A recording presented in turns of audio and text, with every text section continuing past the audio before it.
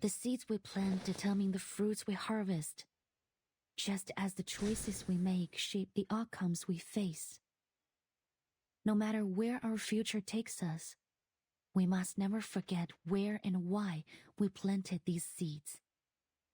Yo, what is up, guys? Welcome back to another Reverse 1999 episode. And as you saw from that introduction, we did in fact get Liang Yue, which is absolutely amazing. She did. Oh, that's not it. She did bring us all the way to a hard pity, so that's hilarious. But you know, we won the 50-50, so that's absolutely amazing. And yeah, I'll probably be saving up my pulls for something. I'll probably not pull on Noir because I don't think I really need Noir for anything in particular. I mean, I didn't really need Liang Yue either, but you know, she's a true limited character, so that's that. I'll probably save enough for a 5 pull just to test my luck on the scam banner. That's probably what I'll be doing. But yeah, today we are wrapping up and finishing Showdown in Chinatown today, and I will be sure to skip the part 22 final part, because yeah, I can't actually do that without spoiling myself. So yeah, it'll probably be really goofy because that part 22 is likely like the ending and everything, and we're just not gonna know the ending. But hopefully nothing too crazy happens there, and once I release myself from spoiler territory, then I'll probably just rewatch it somewhere else for part 22 and the trace that comes out of part 15 here that I'm also not gonna look at. Yeah.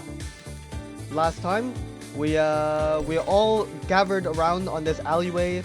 We witnessed an illegal deal. We intercepted it, and then Poitier got hit by a Night Piercer, which was absolutely tragic, and I thought we were gonna lose her, but luckily Poitier managed to persevere, so that is absolutely amazing. Noir has managed to save herself from being accused of like criminal activity thanks to her lawyers, so that's great. I don't know how she managed to pull that off. Probably lots of money. But yeah, let's just press on with the story, see what happens. Yep, and Poitier is in fact in a hospital bed, so yeah, hopefully she gets better soon, you know. But I wouldn't be surprised if Liang Yue has to kind of tackle the rest of this officer, on her own. are you up? I got you guys Chinese food. You must be hungry. Loggerhead's great, man. Poor girl. Oh, what's this static noise? The two officers are both staring intently at the television screen. Yeah, why is it pitch black? It usually shows some bizarre images in there. The paper cups in their hands are crumpled tight. What's on the television, guys? Oh? Almost 20 suspects in the holding cell were injured. Most were found unconscious at the scene and are now in critical condition at the hospital. Uh-oh. The victims include arcane black market dealer Castor and Chicago gang leader Jason the Coyote, both of whom have since been acquitted of their crimes. Behind the reporter, thick black smoke billows from the scene of a car accident. Flames lick at the oil spilled on the road, sending waves of searing heat into the air. Damn. Maybe Kaising has had enough. She's out here just taking all the criminals now down now. Cameras out of the way! Out of the way! The ambulance needs to come through! We need banana bags stat! These people could go into shock! Oh, my skin! It burns! Help! Help! Damn. This is not good at all. Whoever you are who did this! Just wait and see! I'll tear you apart, you asshole! Okay, injured suspect too. Medical personnel shove past the journalist as they hurry over with a stretcher. The cursing and wailing of the deranged man behind the reporter echo in the background. It sends a chill down their spines. The fire is speculated to have been started by a victim of a Night Piercer attack who displayed signs of mental instability. Okay. At the same time, similar incidents have occurred at the Lieber Street Detention Center and the Chinatown Police Station. The situations at both sites are similarly concerning. at the same time. Like, all these Night Piercer attacks happened at the same time. Oh, or maybe the fires happened at the same time, so maybe Night Piercer wasn't in 3 places at once. That would be very annoying if there's 3 people. Is considering the potential connections between these incidents. The mysterious figure behind the unresolved Night Piercer attacks remains their top suspect. Well, I don't know, man. I think we have to reveal that it's Kei Sing, right? Like, we can't just keep her identity secret after all of this. As with the previous attacks attributed to the Night Piercer, the victims of these incidents are once again notorious criminals with extensive records. However, in light of the Night Piercer's escalating criminal activities, support for the figure is dwindling as concerns for safety rise. I mean, understandable. Literally everything's on fire out here. In response to ongoing skepticism regarding the lack of resolution of the Night Piercer case, Deputy Chief Eldon of the Division of Arcane Affairs stated during the press conference that... Oh, I guess we won't know what Eldon stated. Poitier slams the power button on the remote before flicking it aside. She yanks the IV needle from her hand and grabs her uniform from the bedside. Fuck, I pass out for half a day and Qi Xing's already turned the city into her personal playground? Grab your stuff, rookie. We're hitting the road. Gotta find this bitch before she kills someone. Wait, what's the point of censoring it if like we still hear the word itself? Whatever. Yeah, Poitier, shouldn't you be resting? What? Your feet stuck to the floor or something? Poitier stops only when she notices Liang is still sitting motionless. Liang purses her lips, struggling to speak under Poitier's skeptical gaze. Damn, I mean, she looked up to Kei Sing, and now she's doing all of this stuff, you know, setting fire to all these criminals. Deputy Chief Eldon took us off the case. Oh, what? It was an official order. Oh, damn. Well, there's nothing we can do. That's unfortunate. What do? Do we just ignore orders now? A few hours earlier, the LA office for the Division of Arcane Affairs fell into an eerie silence. Early this morning, Constance Scott, a staff member of the Foundation's Arcanum Containment Department, was assaulted during an illegal arcane object trade. She's still in critical condition. Wait, Kei Sing's only 29 and she's already a retired film actress. Damn. And then Latham. Okay. Forensic Services has confirmed that the arcane skill traces found at the scene of the attack matched those left by the suspect in the ongoing Night Piercer case. Uh-huh. Thanks to Noir and our Vigils cadet Liang Yue, who are both at the scene of the attack, we've been able to confirm the identity of the Night Piercer. Okay, so we did reveal it. Okay. And was it... This was before the fires then? A 29-year-old former movie actress from Hong Kong. She played the lead role in the Detective CO7 series, where she gained a reasonable amount of fame.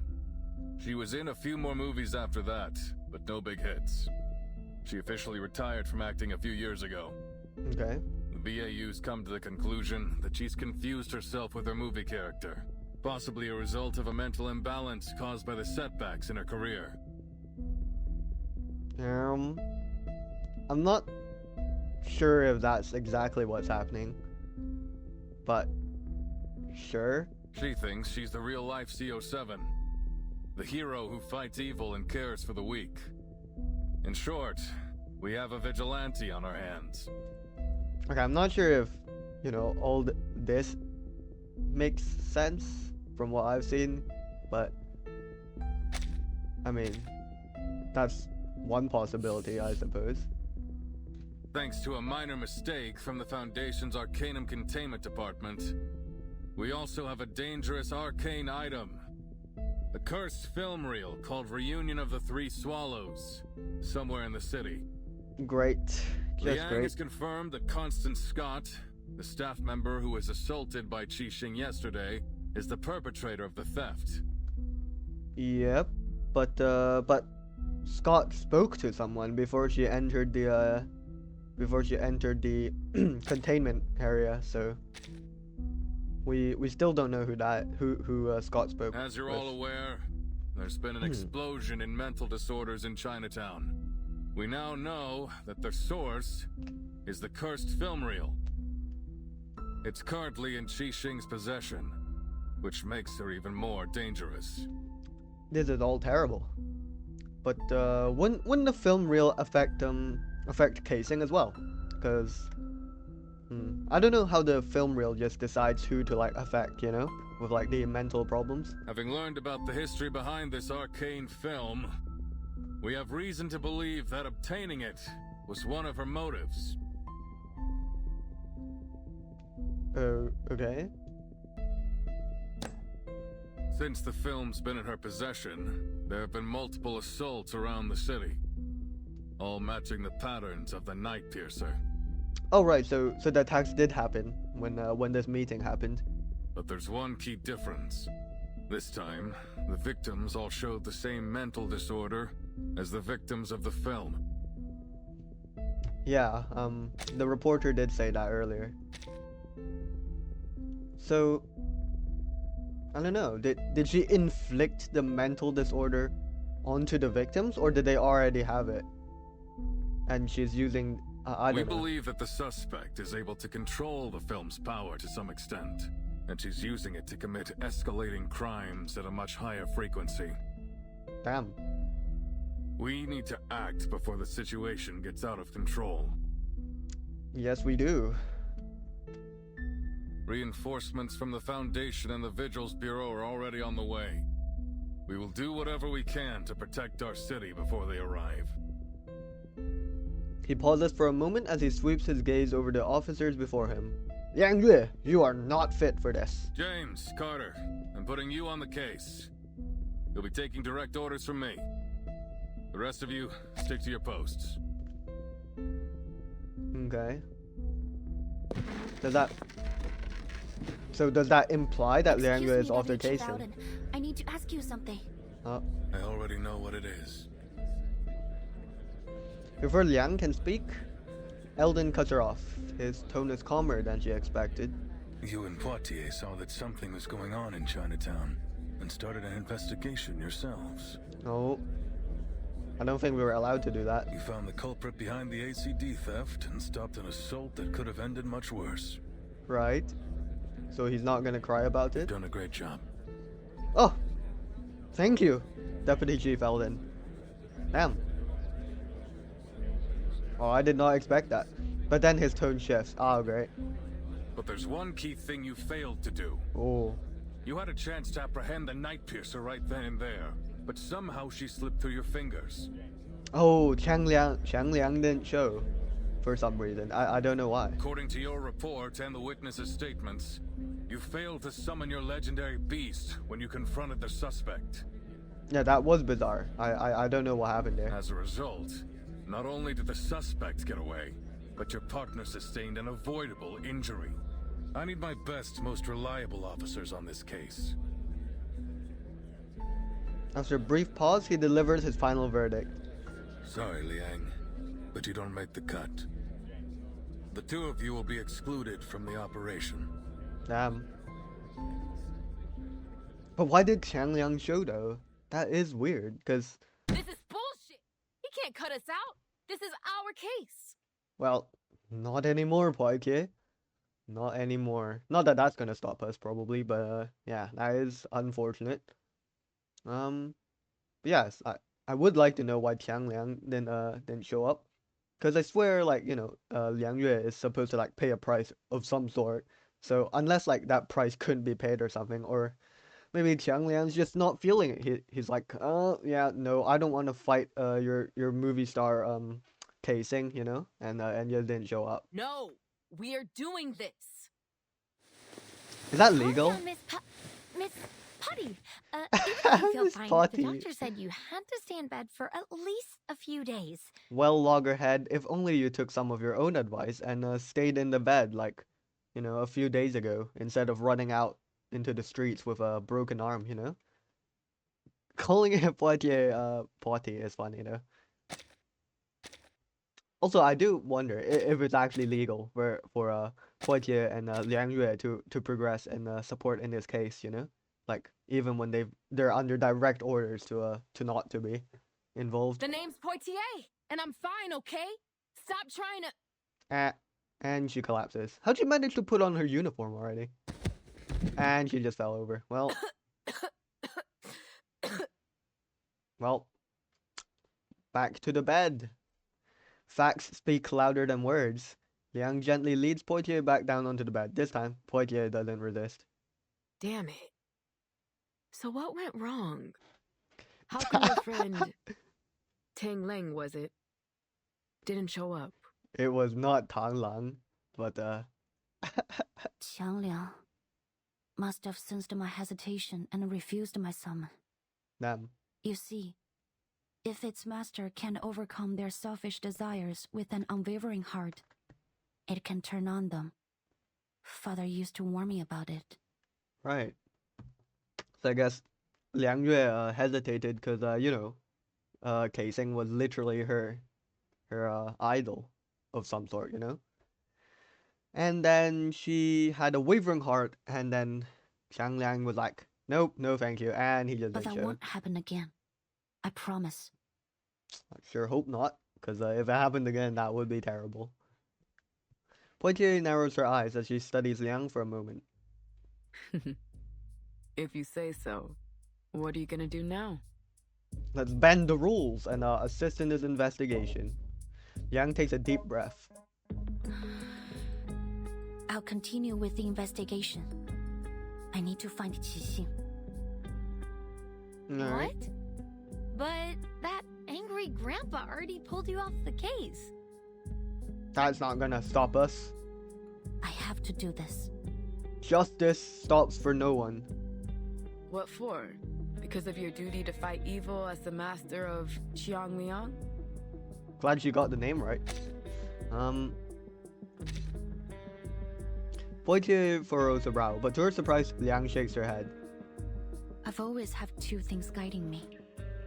My duty as a member of the Liang family and the spirit of CO7. Yeah, that interview did inspire her a lot when she snuck out and saw that movie. Well, what would CO7 do in now- this situation? Qianliang has ignored my summon, and Qixing has turned out to be anything but a hero. They were once the beacons of my life, but not anymore. Damn. This could be a setback, yes. Or it could be an opportunity. For the first time in my life, I can think about what I really want without having to consider anything else. Okay. And what do you want, Liang Yue? After a brief moment of surprise, Poitier lets out a laugh. You know what, Rookie? It always grinds my gears when you talk about your duty and all that stuff. But what you're saying now, I like it. Aren't you going to stop me? What? She literally wanted to go out and continue the investigation as well. Why would I? It's our case, isn't it? There's nothing wrong with doing our job. Yep, it's still our If case. Eldon bitches about it, just tell him you bumped into the crook when you were strolling around the city. No one's gonna believe that. Seriously? Yeah. Nothing wrong with that, is there? Yep, we're just having a calm walk, you know, in the streets, and we accidentally heard a suspicious sound in an alleyway. And whoa, look at that! It's Keising trying to take down the criminal. And boom, we go in, we bring out Qiang Liang with an unwavering heart, and boom, we save the day. And it's all because we just randomly came across this attack by a Night Piercer. So what's the game plan, huh? What are you gonna do? What can we do? Like, other than just walk around the city and hope for the best. Unless we planted like tracers on her somehow. This scene again? They must have done a dozen takes already, right? No? Yeah, I'm no movie expert, but even I can tell the actor's nervous as hell. Of course he is. Anyone would be nervous if they knew a wanted criminal could show up at any time and mess you up with Arcanum. Ilden tried to keep the details of the case a secret, but that director from Hong Kong told her crew about it as soon as she came back. Damn. The two uniformed figures stand in a narrow alley in Chinatown. They came to protect the potential target of an attack, Noir, but were politely turned away on the grounds of disrupting filming. Now they can only confirm the situation inside the set by peering through the slightly ajar door. I mean, I guess they have the right to know. And to run. Half of the extras got the hell out as fast as they could. And look at the other half. They're too nervous to work. Rip. I That's know. unfortunate. Hey, that's the Vigil's cadet, isn't it? What's she doing here? We've come here to assist. Can we say that, or will we get reported, actually, if we just show up to these officers and say, we're here to help? The officers said you're here to help, is that right? Oh, hello, Noir. Excellent. We could really use a hand right now. Come, let's get you in costume. Noir greets her guest with her usual amiable smile. Having reached an agreement with Liang to cooperate in an arrest, Noir has not been charged for illegal trading of the arcade object. How did she get away with it? That is so funny. After being released from custody this morning, she immediately returned to filming. Damn. Just another day. I'm more than happy to help. But first, I have something important to ask you. Noir pauses. Right to the point this time. I see. I don't think there's any need to tiptoe around each other anymore. Could you answer me directly this time? What happened between you, Qixing, and He Rijun, the creator of Reunion of the Three Swallows? Let's find out. How did she die? Why do you and Miss Qixing both want that film? And why is she doing this? Yeah. And, I swear, Noir and Loggerhead literally watched the film itself as well, no? And then, like, Scott stole it after they watched it. So, I don't know how Noir and Loggerhead are fine. I guess maybe, like, the cursed object... I don't know, man. I don't know how the cursed objects work, man. Let's see if Noir tells us. Noir looks at Liang, her usual smile fading slightly. Only slightly, damn. What do you plan to do with my answers? We're gonna put a stop to this. To Qixing, I'm probably just another fan. But to me, she and her character means something. I need to know why. I have to arrest her and find out the truth. Alright. Maybe I can still fix things, but Miss Noah, I need your help if I'm going to do it. This time, Liang says exactly what she's thinking. She holds her breath as she awaits Noir's response. You mean you want to know more about her? To peek behind the scenes, learn what really happened behind all the moving magic. I told you it's not a good idea. Well, Noir, our perfect illusion of casing has already been shattered. So, it really can't get any worse at this point. We create works not just to express ourselves, but to Oh, entertain. the spotlight. And when we release them to the public, we open ourselves to all kinds of commentary, whether they be sweet or bitter. But the people behind the characters, behind the production, they are not for entertainment. Their lives are not fiction. Uh-huh. Is that a no? I haven't finished. She raises an eyebrow, a hint of mischief growing behind her smile.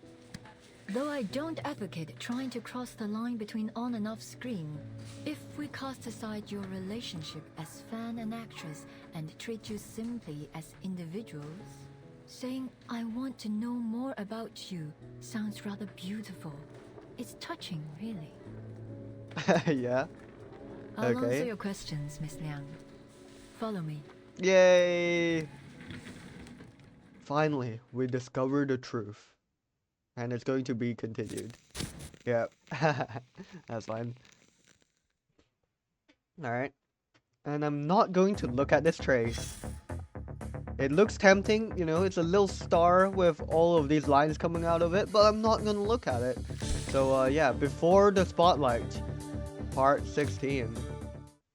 Let's see what's before the spotlight.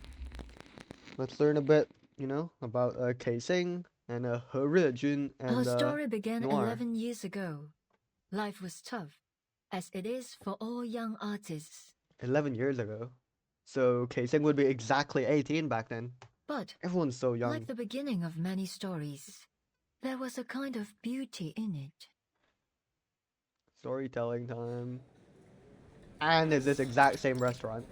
Guangfu restaurant. 浪潮導演處女作亮相，胡圖雖然底子極佳，但由於大膽創新過度，導致內容詭異顛覆。 Damn. Young Noir looks pretty cool. 即使業內有讚，但大眾實在難以欣賞，最終 What? 票房慘淡收場， Oh 實 my 屬 God. 糊塗。 Damn.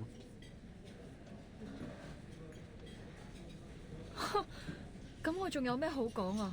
冇 taste 就係冇 taste。 Mo tasty. That's funny. Yeah, very cool. She had that. What is this actually? I don't know what this cut like thing is, but it's like going through her coat. It's really cool that she still has that nowadays. She casually tosses a newspaper onto the table, the loud thud drawing surprised glances from the nearby diners. OK， 要叫好又叫座，有時係要妥協嘅。但係問題係我一向最唔擅長，亦都最唔中意妥協咯。Nora， 係咪 Nora？ Yes, it is Noir. 估唔到會咁啱喺度見到你。 Hello. 好耐冇見，見 Hello. 到你真係好開心啊！ Hello. He Rejun or 你係 Teresa， 你點解喺度嘅？你幾時返香港㗎？ Yeah, okay. I just wanted to make sure that He Rejun is a Mandarin name, and she's not actually Cantonese. So yeah, what is she doing in Hong Kong? Teresa, or as you know her by He Rejun, Yeah, was Teresa. a dear friend of mine, the scriptwriter of Detective CO7 and the creator of the cursed film Reunion of the Three Swallows. Indeed, she was. Rest in peace.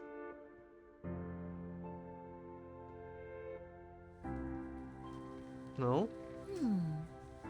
This is a pretty good script. Interesting. No, we're speaking in English now. Teresa and I met while we were studying abroad at the Film Academy. Oh, right. We took the same scriptwriting class. We didn't talk much at first. She always sat in the corner on her own. That's sad. I only got to know her after our teacher showed a script to the class as an example of excellent work. Oh? And it was hers. The writer's name, Teresa. Teresa. Well Her done, stories Teresa. could strike a balance between the details and the big picture. They were engaging, light-hearted, and warm. Warm. Okay. Sounds like she was an amazing scriptwriter. So, in that moment, when we met again at the restaurant, I realized she was the one I'd been looking for. Damn, that sounds kind of romantic. At that time, she was an editor at a small press. I invited her to join my studio, and 3 months later, she put the first edition of Detective CO7 on my table. Amazing. The start of a amazing saga. Wow. 所以你覺得點啊？你覺得邊度唔夠好嘅話，我都可以改啊。Don't worry, we don't need to change anything. It's perfect. Yun 我 Mei. 諗緊主角要揀邊個？ Okay. 你個劇本寫得好好，比我想象中仲要好。Damn. 我哋就用你個劇本。Damn. Don't even have to make any edits or anything. You're straight So we had the script. Straight with the But script. we couldn't decide who would play the heroine. We held endless auditions, even considered some famous actresses, but none of them fit. Until that night. The night Piercer showed up. 頭先嗰幾個你覺得點啊？我覺得最後嗰個好似都 OK。好似都 okay. Well, maybe not okay enough. 1A. Yeah, I don't remember where the 1A goes though. Red Taxi, very cool. 唔得，佢唔夠 sharp。你都睇得出㗎。既然睇得出，就唔好焗住自己揀。我唔想將就。That's an interesting way of rephrasing what she said. Yeah. 但係萬一現實生活裡面根本唔存在呢個完全符合我哋想像嘅完美人選呢？萬一佢只係我哋諗出嚟嘅，咁點算啊？ Don't worry, Herejun, Teresa. I can feel it in the wind. Our perfect actress is about to reveal herself. 咁我就會一直揾，直到喺現實世界揾到為止。I mean, that's not exactly what she said. She said we'll keep looking until we find her. But until she's born, it's kind of crazy. Because it kind of implies we'll wait her to be born, and then we'll just wait another like 18 years or whatever for her to grow and then become an actress. What is this scuffle? Hooligan 1. Oh, poor guy's being dubbed a hooligan. Why are we scuffling? 我就係喐手喐腳啊！點啊？死鹹豬手！呢度唔歡迎你哋啊！ Oh, what did these 仲唔 perverts 快 do? 啲躝？ Oh. 你睇住嚟啊！我唔會放過你㗎。 After throwing out a few uninspired threats, the hooligans flee in disgrace. Behind the door, a worried face peeks out. 大鑊啦！今次嗰兩個古惑仔附近出晒名，佢哋肯定會翻嚟報仇㗎。 Don't worry. We're not scared of revenge, restaurant owner. 我知你睇唔慣佢哋對個靚女鹹豬手，但係人哋都唔出聲啦，你嬲咩啫？你咁搞法之後，我點做生意啊？ Damn. Justice is justice, Mr. Restaurant Owner. We can't just let those perverts do what they want with that girl. 唉，今鋪真係俾你累死啊，星！得啦，事頭，我走。佢哋再嚟就叫佢哋嚟揾我。 Damn. 嗱，鋪頭鎖匙啊！你記得早啲嚟開門啊，唔係啲熟客等到戇居居。阿星，你，哎呀。Casing. The restaurant owner resigns to taking the key in silence. Without a backward glance, the girl steps out from the door, only to be quickly stopped. 小姐. 睇嚟你啱啱失業喎。 Wait, that is so funny. I just realized that. She just lost her job. Oh, perfect. Perfect, miss. Looks like we've got an opportunity for you. Damn, that's pretty rude, actually. The way she said it.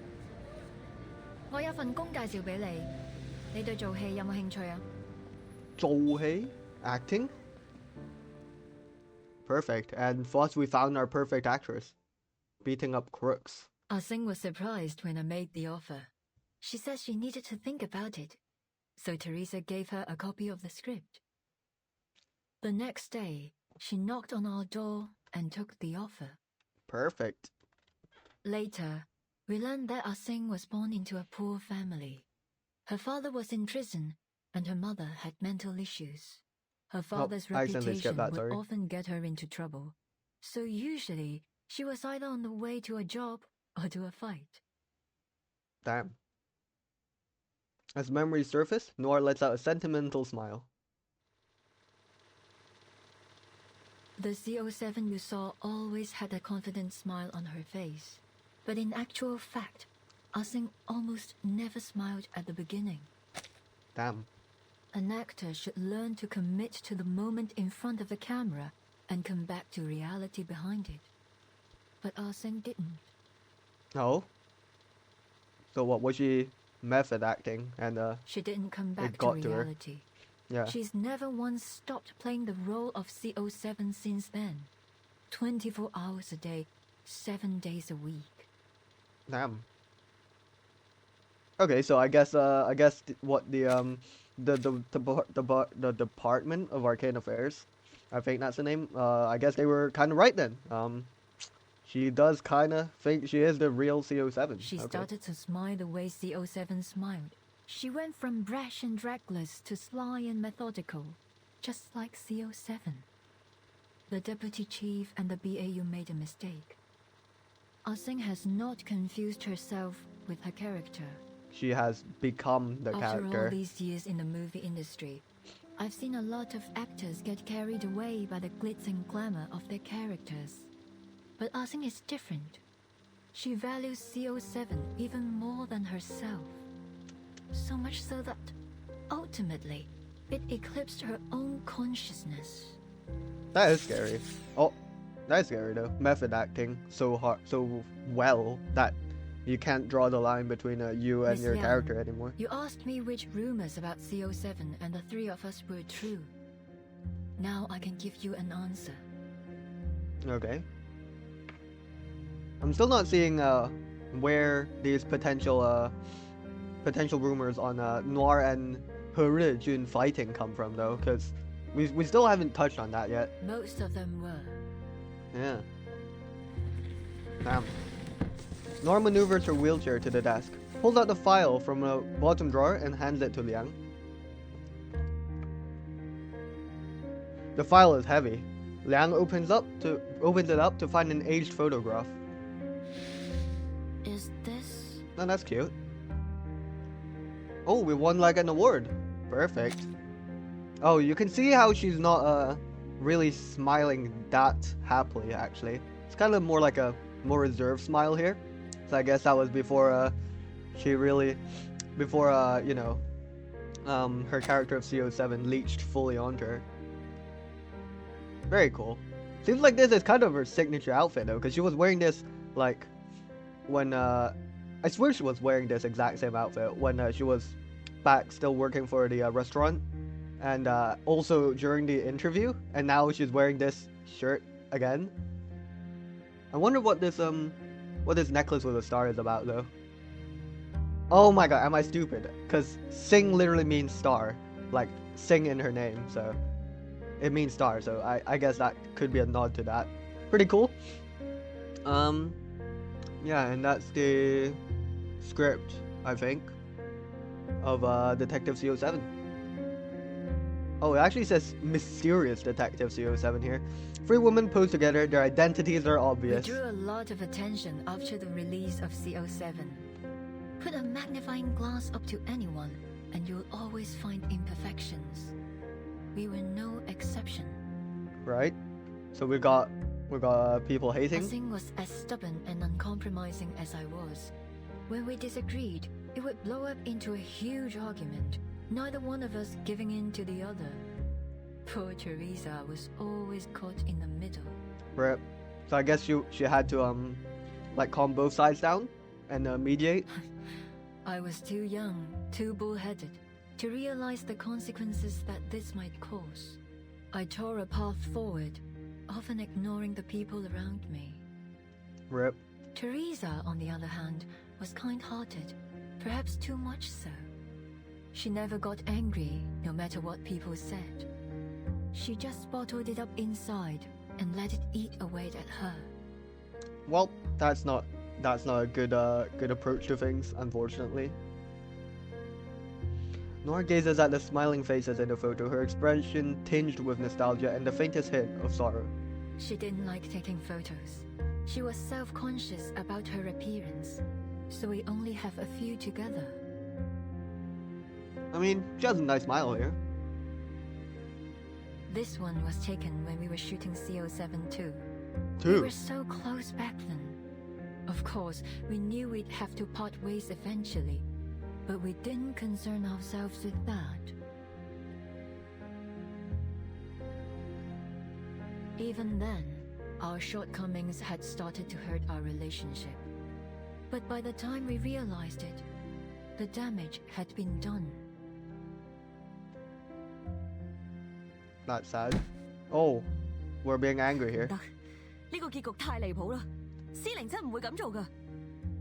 Oh, yeah, and we disagreed over the ending of the third movie, and yeah, I mean, I would trust Kei Sing's opinions more here though, because I mean, if we knew that she was method acting CO7 like almost permanently ever since she started the role, I would trust her opinion on what CO7 would be doing. When we were making CO7-3, Ah-Sing was up in arms about the ending. In the sequence, CO7 tracks a criminal through a Shehua parade, hoping to finish him off herself. But when she finds him sitting at home with his family, she changes her mind. Okay. Ah-Sing didn't like it. She said that CO7 would punish the villain for what he's done, that she would never change her mind. We had countless arguments over this ending, and of course, we never reached a conclusion. We just let the crook live. 得啦，到此為止。我哋咁嘈落去都冇意義。我有個提議。Okay. No, don't tell me we're gonna ask Teresa to decide for us. No, please. Please don't bring this to Teresa. Poor girl doesn't deserve So I this. cheated. Oh, we cheated. Oh, okay, never mind. Were I in the same position now, I'd solve the problem more delicately. Why did we cheat? How did we cheat? But I was a jerk back then. The only thing that mattered was the movie. I couldn't care less about what people thought, including my heroine. Damn.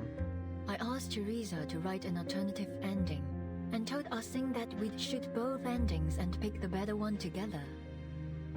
Oh. Okay. She agreed. I mean, that sounds reasonable. But we cheated? So did we just publish the ending without like actually going through them then? But you didn't keep your word. You released the movie with the original ending. Yeah. It turned out to be very popular, but Ah-Sing saw it as a betrayal.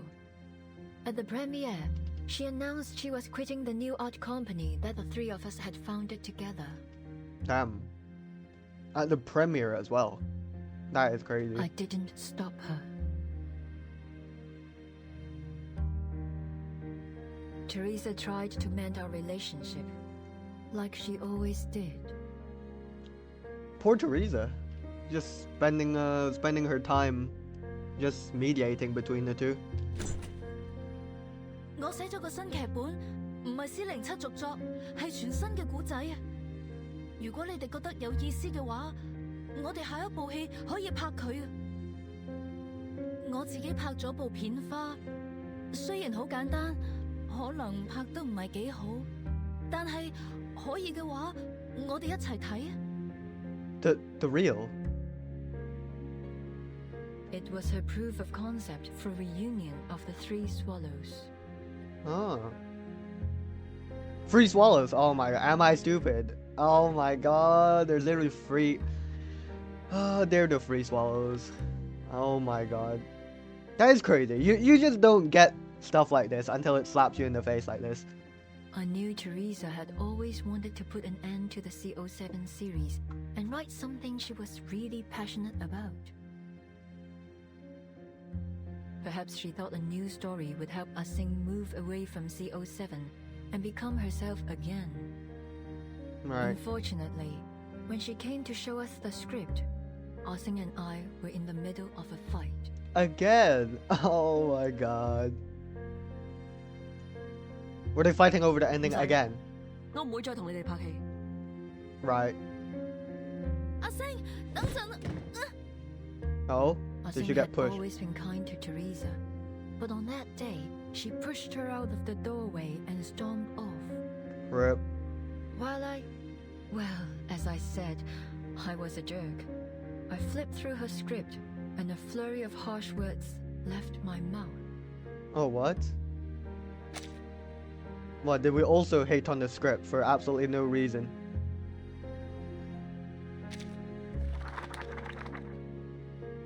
點解仲係上次嗰個類型㗎？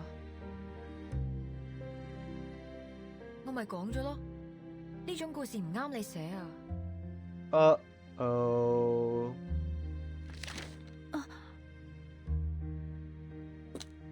The script, along with the reel, is shoved back into Hyojin's hands without a second glance. And all the emotions bottled up. Neither Ah Sing nor I cared enough to watch Teresa's sizzle reel, even though she tried so hard to present it to us. Damn. That was the last time we saw Teresa. Rest in peace, Teresa. You know, maybe one day we can make the reunion of Free Swallows, you know? An actual movie. Just in her memory. That fire. Yes. That's why I'd pay any price to get that film. But I thought Loggerhead and Noir ended up watching the film on that one evening Noir came over. Her script was burned to ashes in the fire. I need to know what story she was trying to tell. Right, okay, so it seems that, yeah, Noir just hasn't seen the reel. Oh wait, but no, wait. Didn't we say that she unknowingly watched the reel with Loggerhead? I suppose Ah Sing feels the same.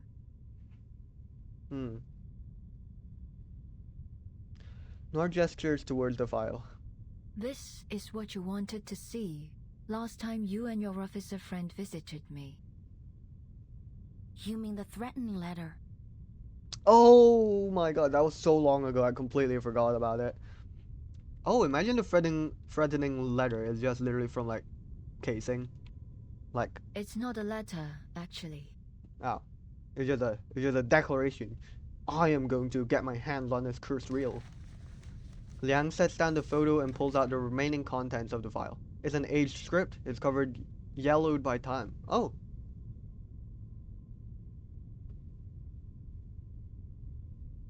Wait.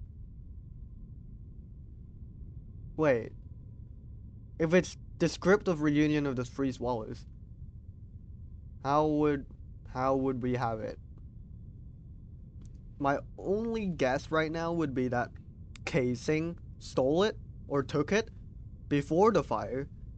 But, you know, if we think about fire, you know, I really don't want to think that Casing set fire to Teresa's place, because that would be terrible. So, I don't know how else we would get a script though. Maybe we'll find out. As she flips through, familiar lines of dialogue meets her eyes. In an instant, she understands the significance of what she's holding. Is familiar lines of dialogue? So I guess it would be similar to what Liang Yue was acting out. You know, like in when she was acting for Noir. So is that current film Noir working on actually like kind of to how did I word it earlier? Just to like making a movie to reminisce on Reunion of the Free Swallows that Hyojin wrote originally. Does that make sense? It's the script of Detective 071. Oh, it's just Detective 071. Damn it! I thought I was going somewhere, but I was not. The original. The one Teresa handed to Ah Sing all those years ago. Okay. And why did Casing send it back? Is Liang Yue having a revelation? Cause I'm not. Am I stupid? Liang never imagined that one day she would be holding the origin of the very film that inspired her as a child. Oh right. Okay, she's just so excited by this moment. My bad. I thought we had some crazy discovery. There's no doubt Casing must have returned it to Noir. But why? What does this mean? I don't know. What does this mean? Is there like something specific in the story of Detective CO7? 1. 血火 Parade. 血火新春遊行. Yeah, I can't lie. I've never heard of this thing in my life. I guess I just suck. She continues to flip through until her fingers meet an object tucked between the pages. Is this a poster of the Shihua parade? Wait, didn't Noir say she was going to film a scene in the Shihua parade, like in present time, and that's also where Detective CO7 Free ended as well. Oh right, it's almost time for the Dushuo festival. With everything going on these days, I almost forgot.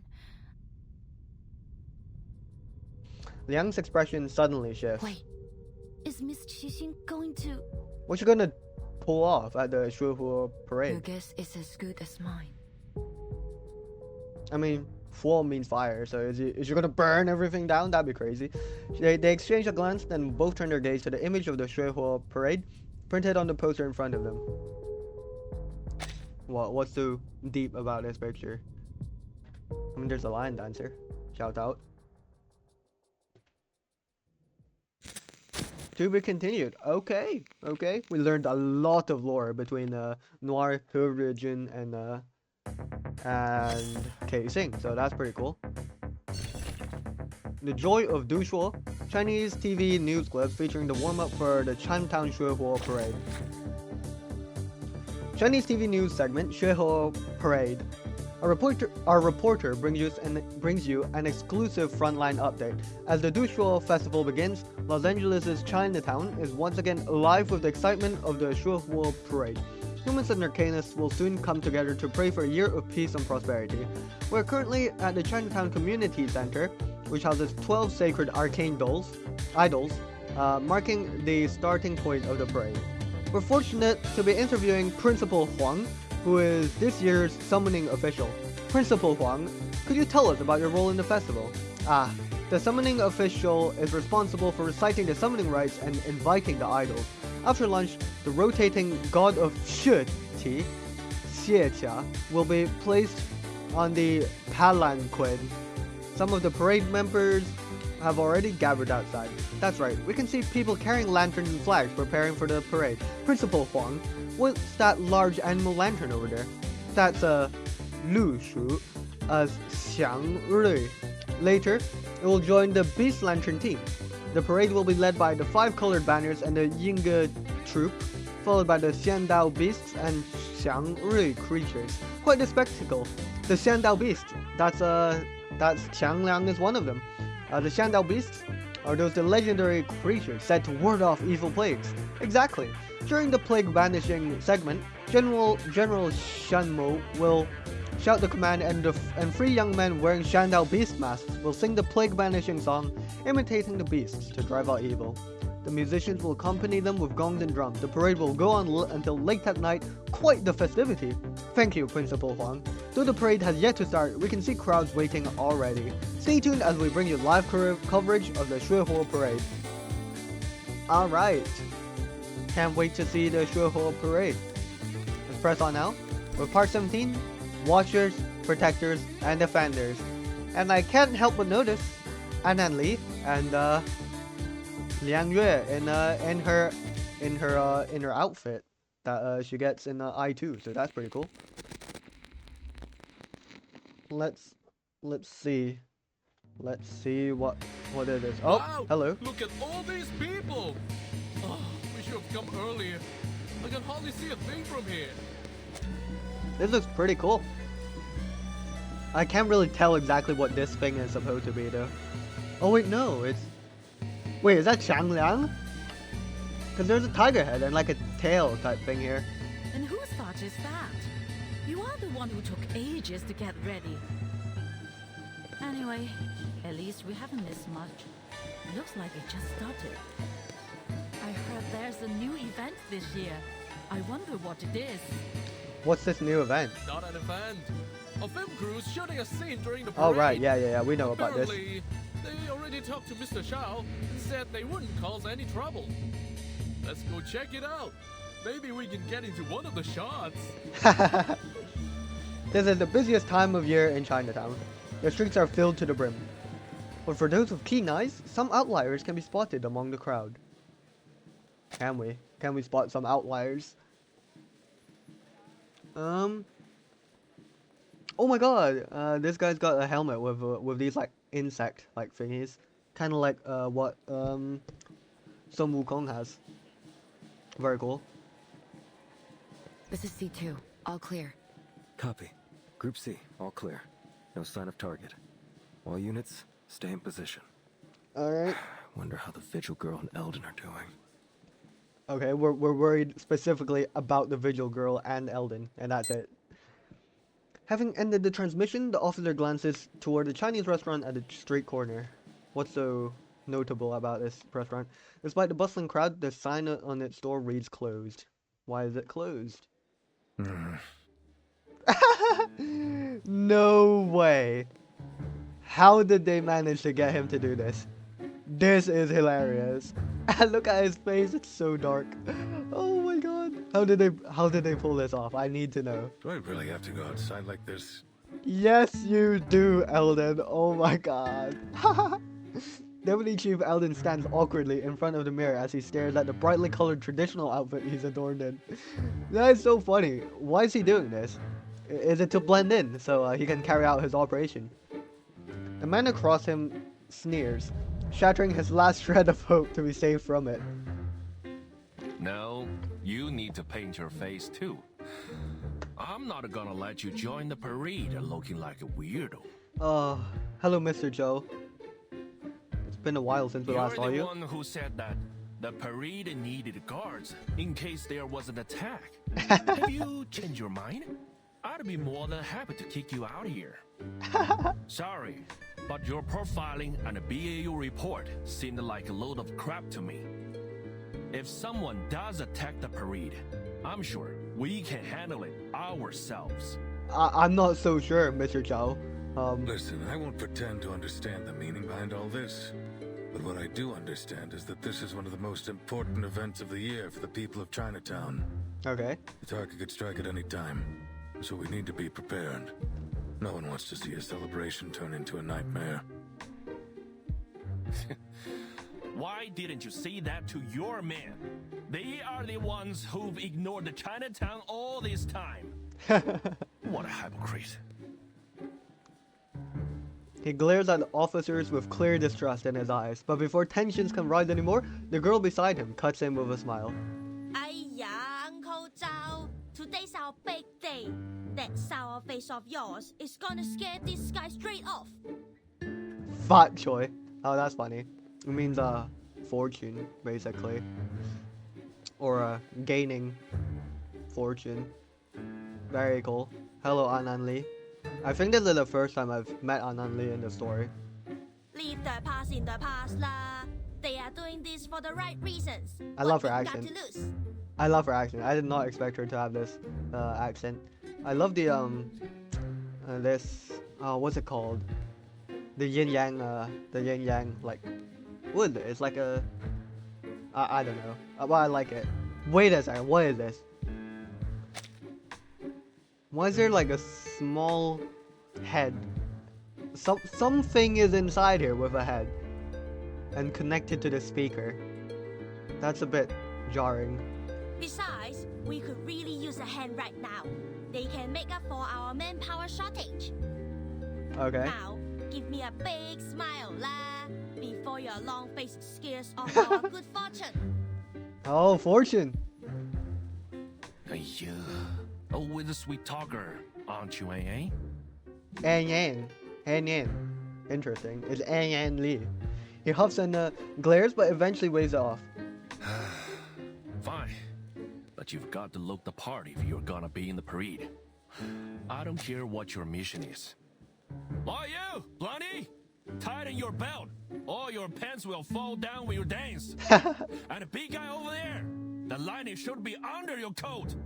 Alright. The famed Chinatown investigator yells corrections to the officers as they do their best to don the traditional attire. His tone is sharp but surprisingly patient. Seeing his old friend, much mellowed from before, Eldon removes his garish headpiece and turns to Anand. Thanks for all your help, Miss Lee. Why'd you take it off, buddy? Put it back on. We never would have been able to join the parade unnoticed if you hadn't persuaded the residents to cooperate with us. Ah, thank you, Anand Lee. You are welcome, lah, sir. Ah, sir. Even though I only came here a few months ago, I've already gotten pretty close to the residents. So, it was pretty easy to convince everyone. Don't worry about it, lah. Besides, the Shehua parade is for everyone, whether they're here to watch or dance. We are always happy to have more people join the celebration. Perfect. Uncle Zhou might be a little stubborn, but you know, Gala, that's just what he's like. Don't take it personally. You know, Gala. That's funny. All these little clips. She turns her head, gesturing toward a few unfamiliar faces at the other end of the restaurant. These guys are arcane detectives and influential people around Chinatown. I told them to all keep an eye out too. There's a saying in Hong Kong, as stupid as the god of longevity who hangs himself. That will be Night Piercer if she comes anywhere near Chinatown. Okay, I don't know if I've heard of this saying. Maybe if it's in Cantonese, I'll know it. Yeah, I don't know. Eldon nods before gently shaking his head with a complex expression. I know everyone here will be grateful if Night Piercer doesn't show up, but then we'll still have a dangerous criminal with an equally dangerous arcane item on the loose. Nothing's more dangerous than an unexploded bomb. I want to eliminate the threat once and for all. Okay, buddy. The question is, will she come? Was the little vigil right? Oh, we told them about this as well. I thought they were just doing this like, they were just planning to do this originally anyways, you know, and I thought Liang Yue was gonna just carry on her own operation, carry on the operation on her own. I wonder if Poitier is has recovered sufficiently to join us. Knock knock. Who's there? Late last night, Liang knocked on Eldon's office door. She had returned from her morning rejection with renewed determination. We have new information. At that time, the Division of Arcane Affairs was so brightly lit, with most officers racking their brains to track down Casing without success. That was when Liang had stormed in with her important collaborator, ignoring the puzzled glances from her colleagues, and slammed a thick stack of reports onto his desk. Miss Noah isn't like any of Qixing's previous targets. She's much more important. Miss Qixing still can't accept the way Miss Noah ended Detective CO73. That's her motive. Motive? The ending consists of two major elements, the Shehua parade and the villain who should have been punished. Yeah? She now sees Noah as that villain, and she's going to attack her at the coming Shehua parade. Ew. Hey, but maybe she's gonna see, you know, Noir surrounded by her family, and then she's gonna be exactly like CO7 in the third movie, and she's like, I can't do this. And then, you know, she hands herself in, and everyone's happy. That will be our chance to arrest her. Alright. The Shehua parade? Do you have any idea what you're suggesting? The sheer thickness of the report is intimidating. Eldon skims through it before casting a questioning look at the unexpected visitor Liang has dragged in. It's Noir, innit? The visitor nods. Don't worry, sir. Hello, Noir. I'd be happy to cooperate. As bait. Ooh. Ooh. Well, she's definitely gonna take the bait. Asing Casing. will come. I promise. Alright. The sound of the back door opening breaks Eldon's thoughts. He looks up to see Poitier pushing Noir's wheelchair inside, Loggerhead following closely behind. Okay, so Poitier's recovered fully for this, As so that's far good. as I can remember, she's never been late to anything. Alright, she's gonna be on time. Why aren't you dressed up? I've been looking forward to it all day. Me too, Poitier. Wow, so many people. I'll make sure I capture some great memories of this. And don't lose them, Loggerhead, okay? Oh. Noir remains her usual unruffled self, while Poitier teases her colleagues. And Loggerhead eagerly looks around. Ellen sighs and rubs his forehead. I understand that the festival atmosphere is exciting, but you ladies need to remember that we're not here to celebrate. There's a tough fight ahead of us. Yeah, Eldon, and you need to blend in with the crowd so you don't stick out like a sore thumb when Nightpiercer strikes. Okay, buddy? So go back into the outfit, because I want to see it. Poitier, you sure you're healed up? Well, even if she's not, she'll say yes, sir. Of course, Chief. You've approved my participation in this operation. It's too late to take it back now. Eldon looks her over. Clearly she's alive and well, but he still carries concern on his face. Eventually, he sighs and nods. What about Miss Latham? You've been proven innocent, and I heard the Foundation told you to await orders. There's no reason for you to be here. She's here to enjoy the parade. Ellen's words draw everyone's attention to Loggerhead. Her head twitches slightly. Yeah, but it'd be weird to stay in my room alone when everyone's out here. Don't you think? Don't worry, it's not weird, Loggerhead. Just stay home and game all day, every day, you know? Very productive to society, I think. Anyway, I'm waiting for Scott to wake up from her coma. Oh, she's still in the I coma. want to ask her why she stole from the Foundation and pinned it on me. Yeah, I want to know, and I also want to know who got Scott to steal the reel. As well. I need to know what she thinks about me and our friendship. Me too. I don't know if like Scott was just having a terrible mental outburst, you know, because she could have been affected by the reel as well. I mean, she was affected by the reel. I don't know if she was affected like before she had that outburst, you know. If I let you guys do all the work while I just wait in my room, I won't be able to question her without feeling insecure. Don't worry, Loggerhead. I'll be your friend. We'll all be your friends. I know I might not be all that helpful, but I'll do everything I can. Thank you, Loggerhead. I appreciate it. The camera lens almost seems to flash with something resembling a plea. Miss Latham's being modest. As a staff member of the Arcanum Containment Department, she knows how to deal with that film reel better than any of us. Yeah? Unless you forgot it, in which case that would suck She if you may forgot forget it. things, but she still has a wealth of knowledge. Her experience might just make the difference between failure and success. Amazing. All right, you've got a point. Miss Latham, thanks for lending us your expertise. No problem, Eldon. Eldon finally nods. Loggerhead lights up. Great! Just leave it to me. I can deal with the film. Awesome. Now I am interested, because Loggerhead is an awakened arcanist, and apparently that means like Loggerhead was originally an inanimate object. And I want to ask, was the original inanimate object just as camera, and her body just appeared when she awakened? Or someone just made a camera atop a body for some reason, and then that awoke? I don't think that would be the case, because I don't think anyone would create such an inanimate object. I think. Anyways, I wonder what happens if you like, you know, twirl this around. I've rewatched all my related memories, so I remember every detail, even down to the scratches on its surface. Amazing.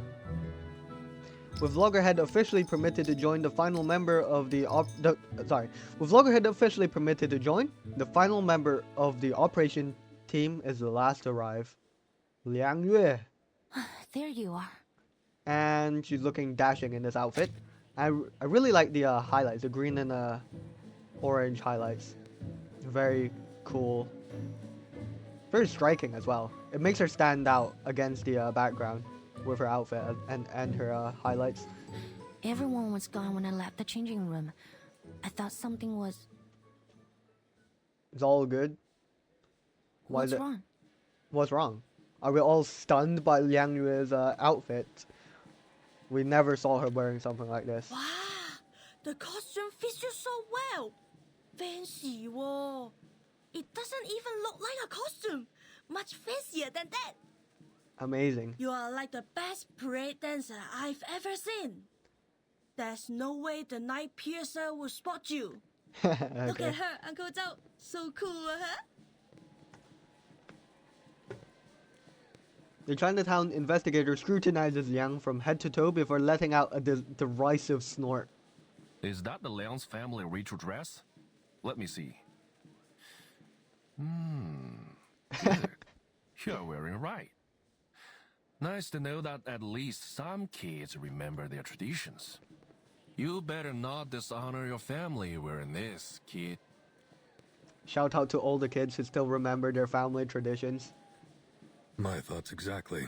I mean, this was still like 19 like something. I don't know what year exactly, because I forgot what year the Uluru games were, because this is ongoing.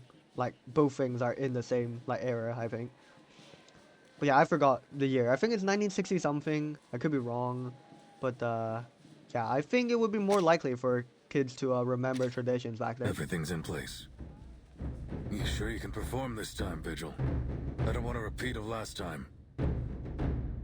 Chief Eldon. Sorry, Deputy Chief Eldon. As long as you put on that outfit, I can guarantee that Chang Liang is going to want to see this, okay? Just put on that outfit, buddy. The outback's empty. Show us what you got. Alright. He gestures to the officers, motioning them to line up before Liang. I do like the drums playing in the background. It's hyping this moment up. I'm hyped. I'm ready. Each officer stands tall and imposing, forming what feels like a solid wall before Liang. Refusing to shy away, she squares her shoulders and meets their gazes head on. Yes, sir. I will prove myself to you. Let's go. Time to save the city. Oh, we're fighting. Let's fight.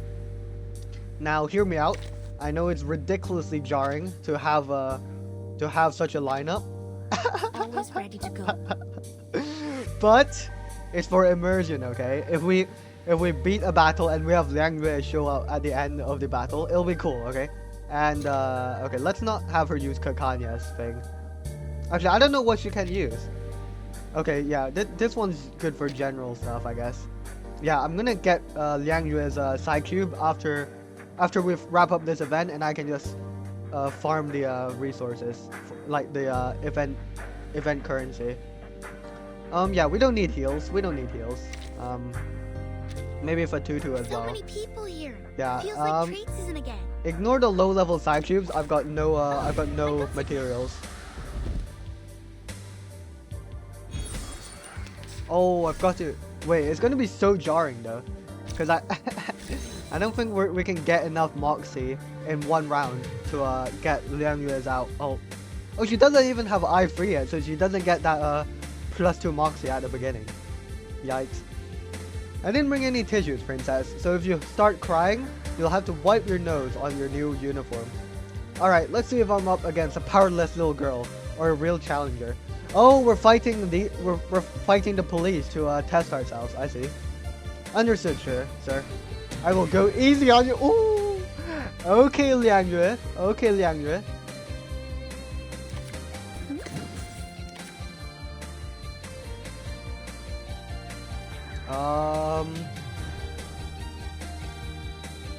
Can I check Guardian's Blessing? I forgot what Guardian's Blessing did again. I'll just give it to herself. Please lend me your power. And this is her one target attack. Perfect. Please stay behind me. Keep calm. I want to cycle Liang Yue's ult. Unless everyone dies here, in which case that will suck. Oh my god. Oh, those effects look cool, at least. Okay, that was embarrassing. From the Department of Arcane Affairs. Alright, stop. Or at least I acknowledge you now. Not bad. Good, looks like she wasn't just all talk. Sorry, I did my best to restrain myself. Yeah, I did. And then they all got cooked, so that's unfortunate. Phew! If this had kept up, we'd have been exhausted before the real suspect even showed up.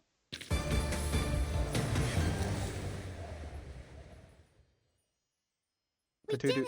Oh, there, We there made we it go. through another storm! Okay, I thought she was just not gonna speak her lines. Unfortunately, we didn't get Liang Yue to pop up. It would be cool if we got Liang Yue to pop up in like the final boss fight, you know? That would be cool.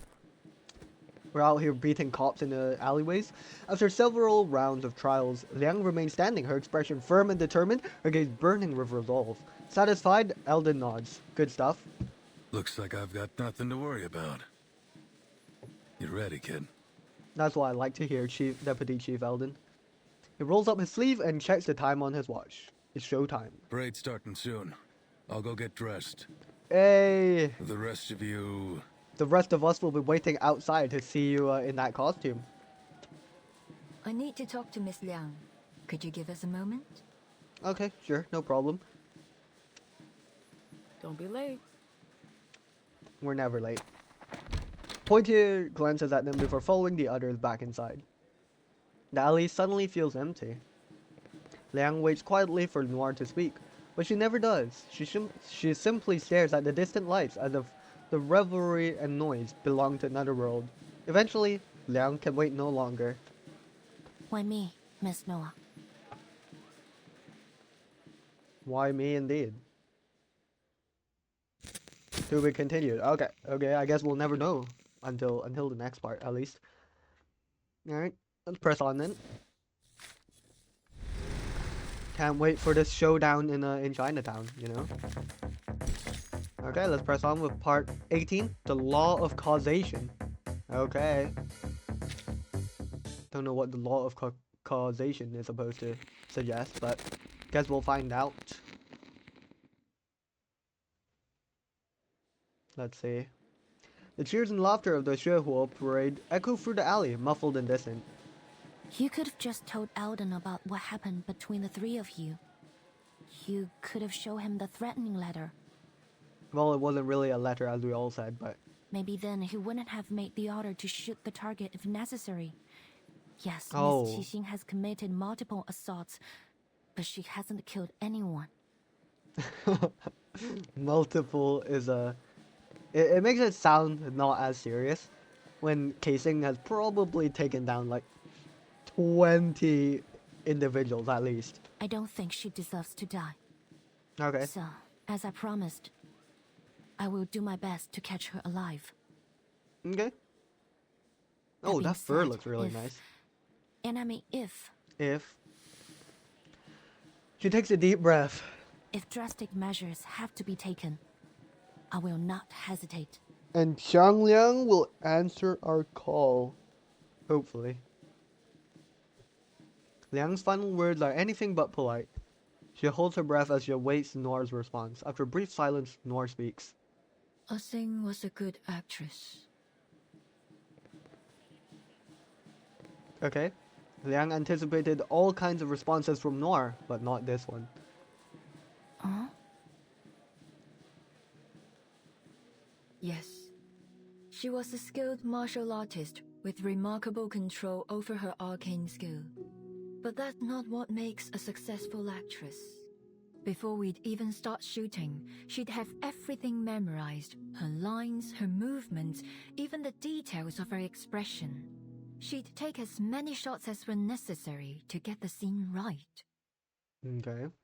As you know, I was a perfectionist. Yeah, both of you. Always taking it too far. Many of my crew quit halfway through my projects. Seems like the both of you were pretty similar, actually, in quite a lot of ways. Even Teresa struggled sometimes. Damn. She told me more than once that she couldn't do it anymore.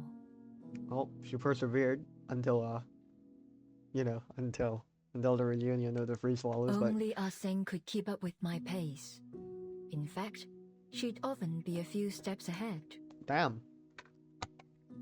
Because she shared my vision. That drive for something better, no matter the cost.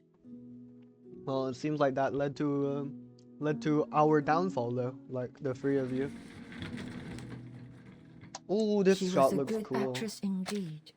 Indeed, she was. Oh, we get to see the guy with the antennae on the headpiece. Very cool. I know that we'll probably never be partners again, but I still don't want her to be treated like this. In Liang's memories, Noir was always smiling. Yeah, she's not anymore. Sometimes friendly, sometimes distant, with the mischievousness of a child or the cunning and unyielding pride of a woman totally in control. But at this moment, when she turns her head, there is no smile. What burns quietly in her eyes is something akin to rage. You said you were going to figure out the truth. Well, it seems you and I agree that things aren't as simple as they appear.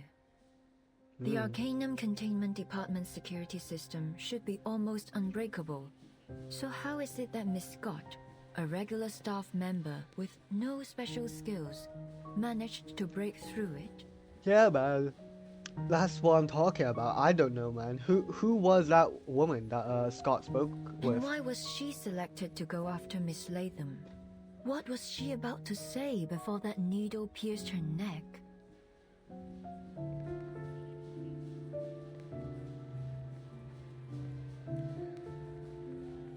Oh yeah, true. Actually, I forgot. Either. After all these years, why has she decided to take revenge now? Is it because she found the film?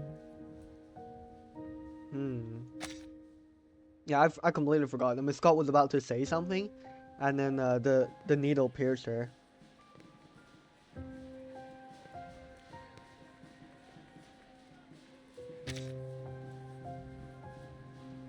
There are simply far too many coincidences. If one of my writers wrote a script like this, they'd be fired on the spot. Okay, so something is amiss. Something is amiss. What could be amiss though? I mean, it could be that, you know, Casing was the one who carried out all of this, except for the fact that she literally would not have access to the Foundation headquarters. So that rules out her being the woman that Scott spoke with. And also it would be bizarre if Casing got Scott to steal it and then Scott sold it and then she's trying to steal it back. Like that's just so many steps. So yeah, who got Scott to bypass these security rituals? Do we know anyone who's like very good at bypassing security rituals and is also in the Foundation? You mean there's something else going on behind all this? Yes, there is. Nor gives her a look of approval. The scene has been staged. I can feel it. The lights, the cameras, the cast, they're all in position. And when the clapperboard claps, the movie will begin. But who's the director of this scene? And this time, I'm not sitting behind the camera, but in front of it. Yeah, so who's the director of Miss this Liang, scene? I've been holding back. I apologize for that. I hadn't figured out which role you'd play in this movie.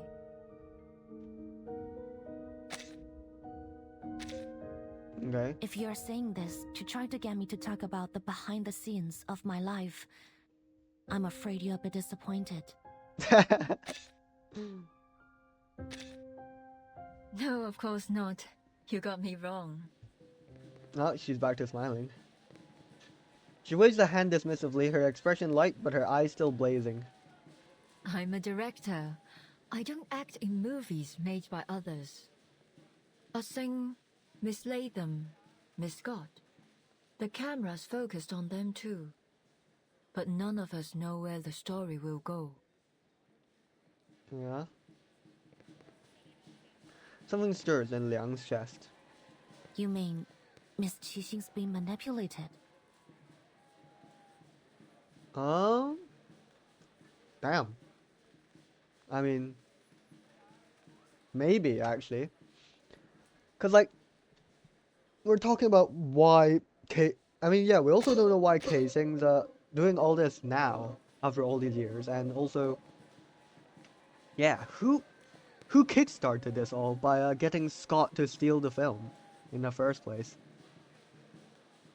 Yeah, it has to be them behind that, and also, but then there's no way they would manipulate so much so that they would know that Kei Sing's also gonna try and get her hands on the film, right? I mean that means this person has to know about Kei Sing, Noir, and He Rijun's dynamic as well, no? To like manipulate all of this. So who would know all of this information and works in the Foundation and is good at bypassing rituals? I've considered that possibility, but who's the one behind the camera? What do they want? Literally no clue, mate. Absolutely no idea. What did they gain out of all of this death? Well, not death, all these assaults. All I know is that if Ah Sing continues down this path, there will be no happy ending for her. I mean, it'll be tough for her to have a happy ending right now, to be honest. I understand that she's trying to reach something she's always strived for, but whoever's orchestrating this won't let her get it. I've done that to her before, and it was a huge mistake. I won't let that happen again. Okay, Nora. What are you going to do? Oh, we've got some interesting music coming in. Nora smiles. Since coming to Hollywood, there's one thing I found difficult to accept.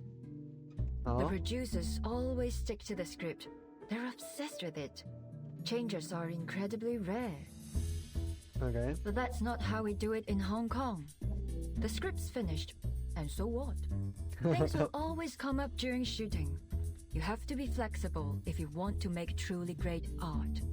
Amazing. If a moment of inspiration were to strike me and I weren't allowed to add it to the movie, then you may as well just kill me there. Damn. Liang takes a moment to understand all this. You want to change the script?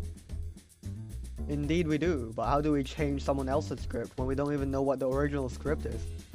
Precisely. But we have a small issue. What role will Liang Yue play? Nor gestures to her legs resting on the wheelchair. Uh-oh. As you can see, I'm not exactly ready to jump to my feet and into the action. I'm better at working behind the camera than I am in front of it. Then we better turn that camera around then, innit? So, I need a protagonist. Oh. One who's as eager as I am to change the script and find that perfect ending. Are you interested? Yes, we are. Let's become the star in this scene. She reaches a hand out to Liang. It would be an honor. Let's get this. And Liang takes it in her own. Oh, I'm ready. I'm ready. Oh, hello. Attention, attention please. Noir will be shooting a movie during the Shahua parade as planned. Alright. Let's go over the plan one more time. Group A will hide among the cast. Group B, cameramen. And Group C are in the crowd. Once Xixing appears, close in and arrest her as soon as possible. Got it? They're all set too. Oh, didn't realize Mr. Zhao was here as well. Good. Everyone, take your positions. It's time for showdown in Chinatown. Oh.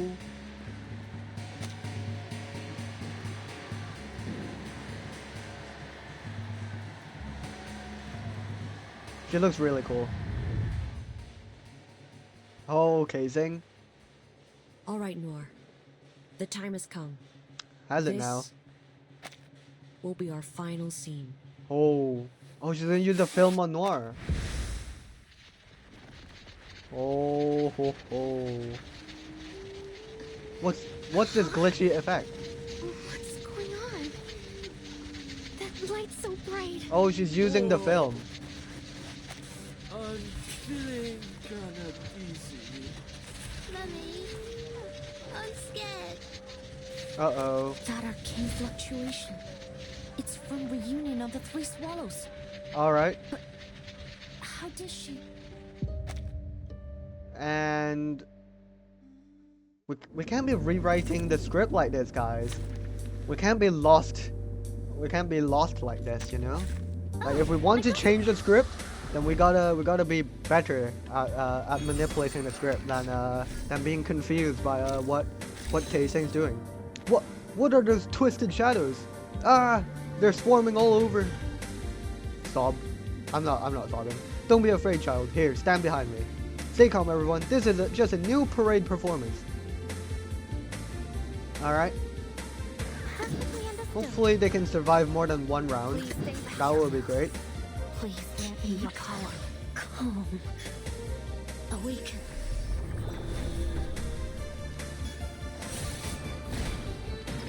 Okay, these guys are all dead. Well, GG. I can feel it. The source of these malevolent spirits is nearby. Wait, is that casing? That weren't even as tough as waking up an old factory man. Okay, guys, if we've got literally, if we get every other character, that means Liang Yue is gonna show up at the end, right? I mean, we haven't seen Anjanella show up yet. The lights on either side of the street blur, polluting the night sky, turning it into a swirling mass. Man, this place looks really glitchy now. Didn't know the cursed reel was this powerful, like affecting such a large area. It's as if everything in sight has been tossed into a painter's palette and smeared and blended. All definitions have been lost. What's happening? I don't know. Is this part of the parade? How'd they do that? I don't know. Uh-oh. Wait! What's this? Stand back. A young officer rushes forward, positioning herself between the unknown monster and the Chinatown residents. Wait, did she say Lang Lei? Lang Lei? That's funny, because that means like pretty girl. Ooh, nice shot, I think. Easy. Easy. Okay. Thank you. They teach you that in Hong Kong? That thing's nothing like the critter you're used to dealing with. What were you thinking rushing like that? You're totally out of your league. I was about to attack. What else was I supposed to do? Okay, Mr. Zhao, calm down, buddy. It swallows whatever snarky remark they had planned, instead looking around at the eerie figures shifting in the shadows. They look like ghosts, but there's something different about them. So, little ghost hunter, can that machine of yours tell us what they are? 1 second, Uncle Zhao. Lily's working on it. Lily? Oh my, wait, what? That's a literal lily, right? I don't know if that's what Lily looks like, but then a lily with a head in the center, that's crazy.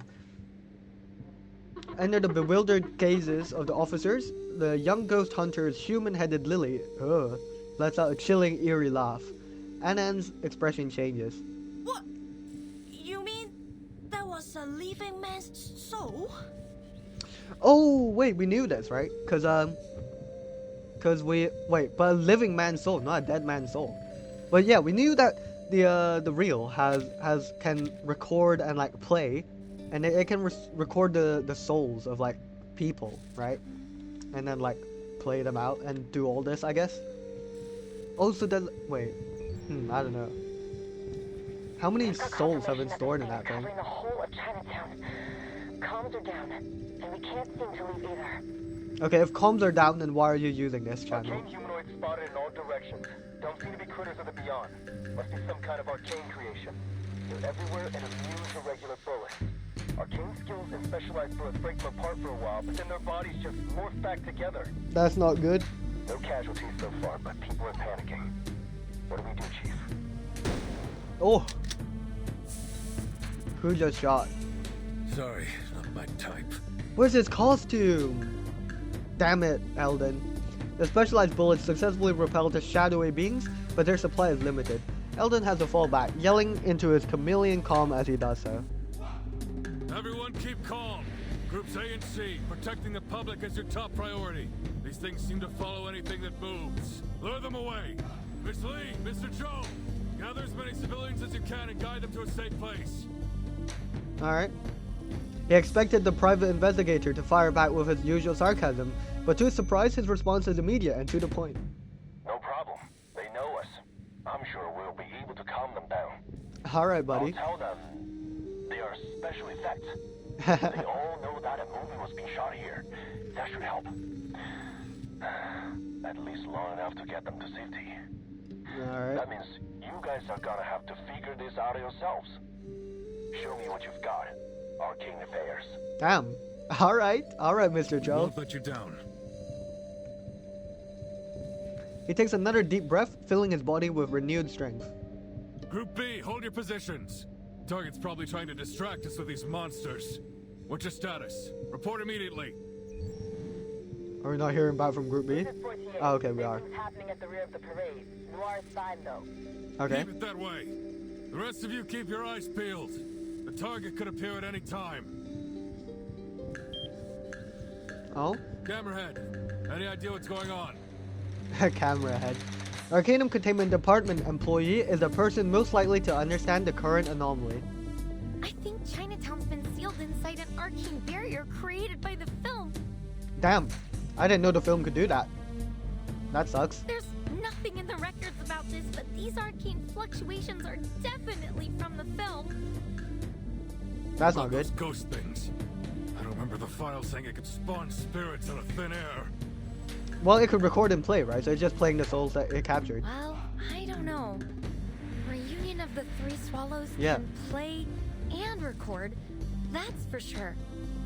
Oh, I guess Loggerhead wouldn't know, because it was Liang Yue who requested that information, right? But even if its power has been enhanced somehow, it probably wouldn't develop a completely unrelated ability. So who's causing this barrier? Because I highly doubt it's Casing's ability as well, because she has that needle piercing ability in it. You are right, because it's not unrelated. Oh? And then voice crackles through the communicator. Even the usually carefree ghost hunter sounds a little tense. Remember the film's victims? Part of them was taken away by its record ability. Right. What they I see. lost was part of their spiritual energy and memories. Their Sawan Tapa, or 3 souls and 7 spirits. These monsters are actually the Sawan Tapa of the victims. Okay. They're the victim's spiritual energy? But how did the film do that? I don't know. Using the record function? The chilling appearance of the phantoms makes it difficult to connect them with what Anan has declared them to be. I'm not sure, but Lily's never wrong. So, let's not try to eliminate these things.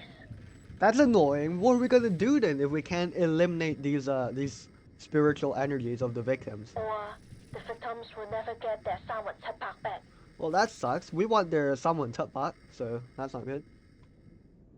And then voice transmitted through the DAA communicator reaches Liang's ears. Essentially, she's holding everyone in Chinatown hostage.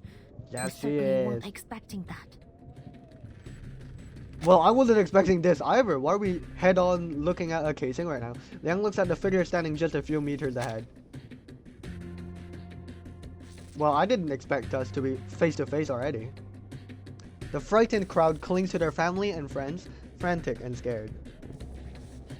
And those who are alone gather with others near the dim glow of the shop fronts in search of any semblance of warmth and reassurance. This looks really cool. Showdown. This is the showdown of Chinatown, guys. They have no way of knowing that the one responsible for all this is standing just a few steps away. I didn't want it to come to this. Yeah, that's what they all say. This was between me and Noir. But you just couldn't leave it alone, could you? So here we are. Time to die. Sounds like you already know what this film reel is capable of. Good. Saves me the trouble of explaining it. Okay, why would you explain it though, even if we didn't know? Now, bring me Noir. Oh, I guess she would explain it if we didn't know, so that we can threaten, so she can threaten us to, give Noir over. Well, Casing, I'd like you to meet a friend of ours. Oh, to be continued. But we are fighting though, I'm fairly sure. Come on, Casing. Let's see what you've got. Oh, never mind. It's the next one. We've got this thing. Truthful exchange. People just can't resist sharing their hearts with strangers. You know, I've shared so many of my stories with you. Why don't you tell me some of yours? Directors are always on the lookout for good material. I'm curious about your past. They say you're a once-in-a-generation talent, the one who summoned Xiang Liang. the Xiandao beast that hadn't answered the Liang's family call in 300 years. That was all just a misunderstanding. Oh? The day I summoned Qiangliang, I learned its name and glimpsed its memories. Centuries ago, Qiangliang was gravely injured during its last summoning and has been recovering ever since. That's why it hasn't answered the Liang's family calls. I just happened to summon it when it finally healed. My family thought Qiangliang chose me, so they placed high expectations on me. But I'm no chosen one. I was just lucky. Does your family know about this? No, I never told them. I did not want to disappoint them. Understandable, Liang Yue. Alright. Let's press on for part 19, False Dilemma. We've got Casing, Noir, and Liang Yue all together. Let's have a fight, Casing. Let's see if you can really fight as well as you did in the movies. Or if it's all an act. What is this scuffle? I repeat, target spotted. Within moments of the plainclothes officer's words, the arriving police evacuate the crowd and seal off the street. The officers form an impenetrable barrier, trapping both the target and Liang inside. They stand in a face-off. What's going on? Who are they? The bystander erupts into fervent speculation. Deputy Chief Eldon steps into the containment zone. Impressive, Night Piercer. This is a whole new level, even for you. Tell me, what did you pull to take control of that film reel? I actually don't know. Please tell us. I didn't pull anything, officer. It chose to fulfill my wish. That's all. Oh, what a nice film reel. Oh, what was that sound effect? Uh-oh, Liang Yue. You can't be making such a face, Liang Yue. We've got a villain to fight. Well, warning, an excruciatingly sharp noise tears through her skull, sending waves of vertigo crashing over her. For several agonizing seconds, she can hear nothing but the distant groans of the officers and bystanders suffering alongside her. It's a fight just to stay upright. When the assault on her senses finally subsides, the first thing she registers is a voice coming from her communicator. Something bad's happening. Yeah, it is. The urgency in the officer's voice sets Liang's nerves on edge, but then her tone shifts. Wait, maybe it's good. Those things, they stopped moving. They're not attacking anymore. Oh, they're gonna all merge or something into one big spirit, man. Kidding? Liang and Eldon exchange a puzzled glance before scanning their surroundings. The shifting shadows have indeed stopped moving, and the reason is obvious. Their worried gazes turn to their target. She's standing calmly in the middle of the street, unfazed by the array of loaded firearms aimed directly at her. I never wanted to get innocent people involved. As I said before, this is between me and Noir. Now, may I see my dear old friend? No. If you're worried about her safety, the little vigil can tag along. Oh. Okay. Sure. No problem. Liang and Eldon exchange a look. It's too dangerous.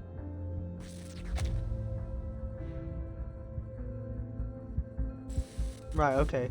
Okay, so I thought all the spirits were gonna merge together or something. But no, looks like Casing just stopped them from attacking for now. So that we can have a peaceful exchange, you know, between her and the police. We've already put Noir at considerable risk. But pushing her right into the hands of a criminal, I don't think so. What else can we do, Deputy Chief Eldon? We can't put a civilian in danger like that. Besides, why would Xing let you go with her? You're walking right into a trap. Trap or not, I'm afraid we don't have much choice. What? Noir just revealed herself? Okay. Her voice isn't loud, but in this high-tension standoff, its slow and measured cadence feels completely out of place. Poitier pushes Noir's wheelchair forward, placing her squarely in the spotlight. Poitier, what are you doing? I told you to hold position. Oh, is this how we're gonna rewrite the script? Noir raises a hand, smiling as she cuts off Eldon's rising fury. Please don't blame Officer Poitier, sir. I forced her to bring me here.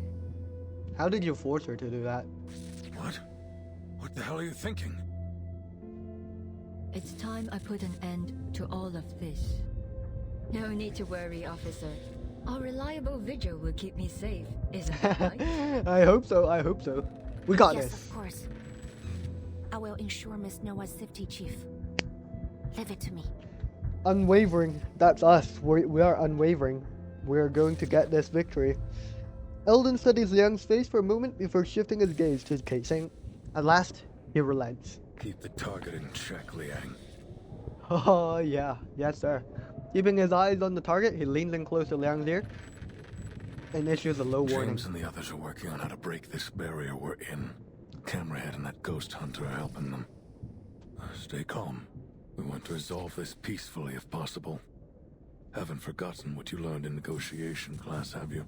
I sure hope not. Of course not, sir. I got straight A's. Of course you did, Liang Yue.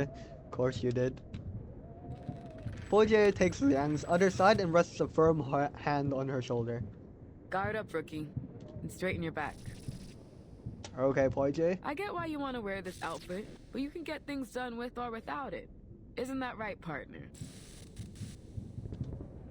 Right, ma'am. I won't fail. I won't fail. Before pulling away, Poitier gives Liang her usual rough pat on the back, but somehow it causes Liang's stiffness to melt away. Taking a steadying breath, she moves to Noir's side. Let's go, Director. Time for the final scene. It's time. Oh, all three of us. Accompanied by Liang, Noir wheels into the distorted road before them. Hey, maybe these are the new free swallows, you know? Wait a second. Okay, Liang Yue, I know you're very into the costume and everything, but you really should not be walking barefoot on the street. You know how gross that is? That is crazy. You really shouldn't do that, Liang Yue. Even if the scene requires it, okay? Now, completely unrelated, I actually did a school play once, and I had to do the whole thing barefooted. It was crazy. And yeah, anyways, let's continue on. It's as if a surreal nightmare is unfolding before their eyes. Look around you. Look at what we've done. What you've done, actually, Keising. Keising's gaze wanders over the bleeding lights and flickering shadows around her as she scrutinizes the cracks and distortions in this twisted realm unleashed by the cursed film reel. This cursed film reel is so OP, I'm not gonna lie. But her expression holds no trace of admiration. This is what her film, the very last work of our dearest friend, looks like now. Tainted, twisted, and wicked. I'm sorry, whose fault is that? Whose fault is that? That, the film reel became like this? We've got two main suspects here. The cause of this, All this is proof of our guilt. The blood on our hands. So, what are you going to do about it? Oh, we're gonna have a showdown.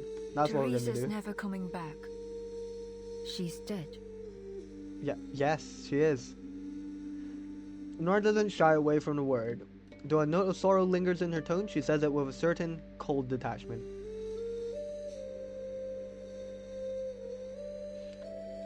Oh, sorry, I thought I pressed a button. Why is nothing happening? Hello? Is my mouse working? Guys, I don't know what's happening. This is awkward. No, my mouse is working. It's just my game. I think it's a new day. Like, it's a new server day or something. But, I don't know. Guys, what do I do? What? Why does this button work?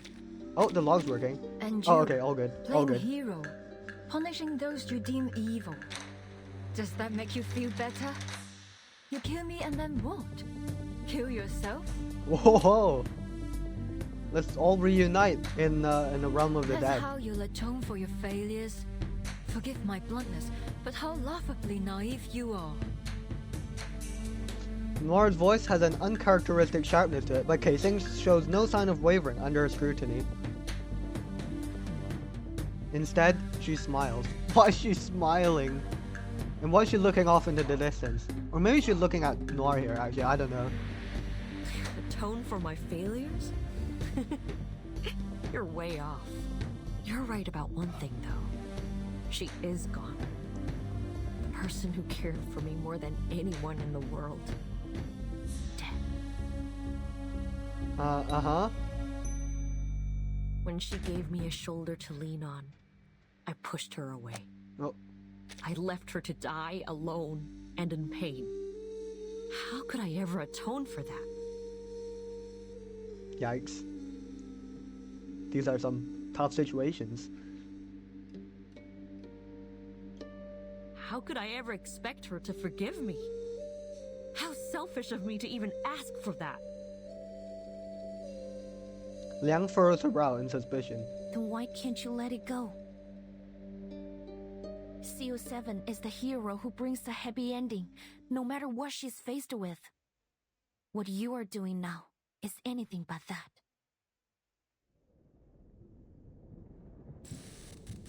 The hero who brings a happy ending, no matter what she's faced with.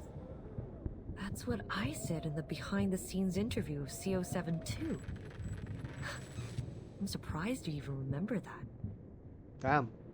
Very impressive. Quick, now's our chance! Strike when she's distracted.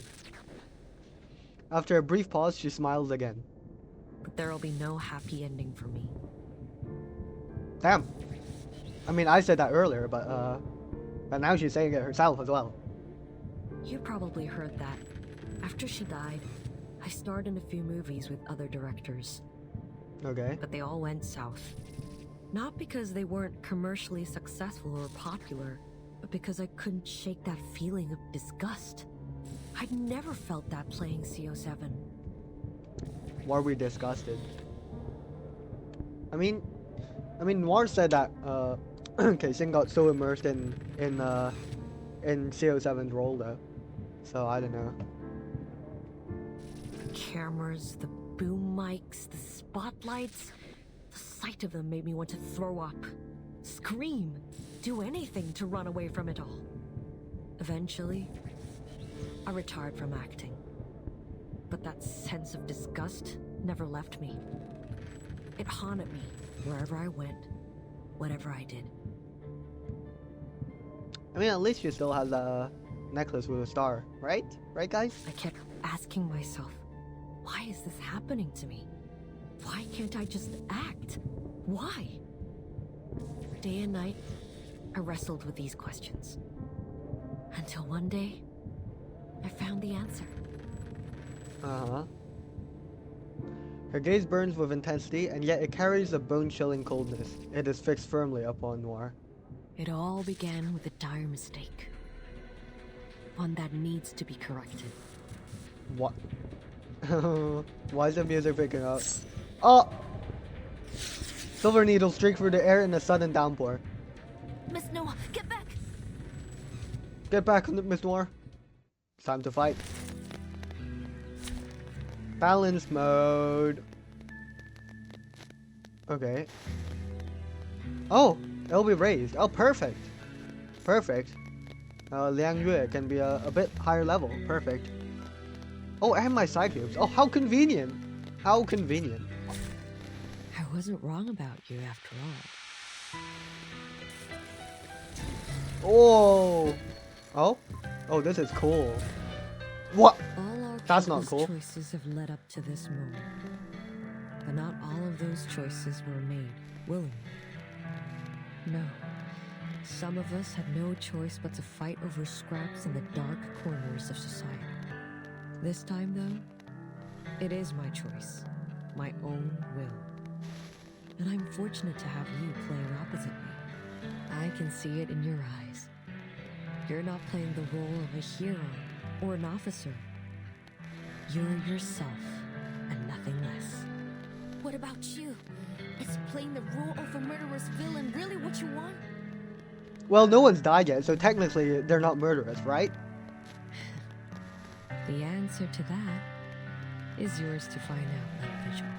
This enemy looks crazy though, with the with all these rails here on the bottom, and this oh, that looks cool.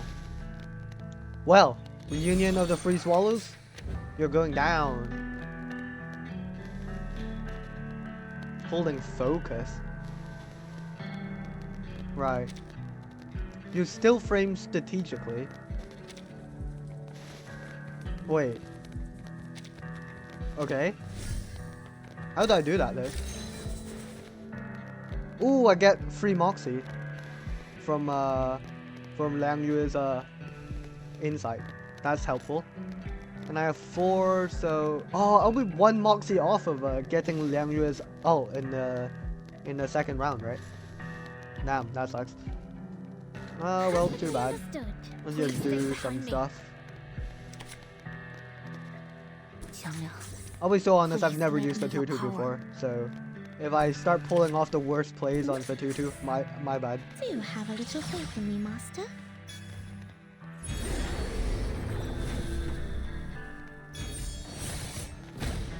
My responsibility. Uh-huh, okay.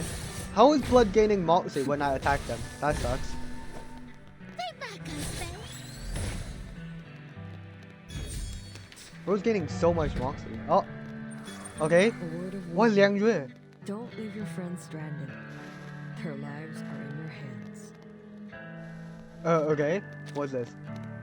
Continuous action. Yeah, why prioritizing me, man? It's such a shame we're exactly 1 Moxie away. Yeah, that sucks. Right. Now what? Now what? Let me refresh this a little bit. See what options I've got. Okay, I don't need that right now.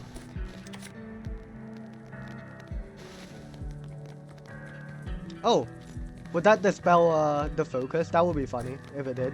This course should do.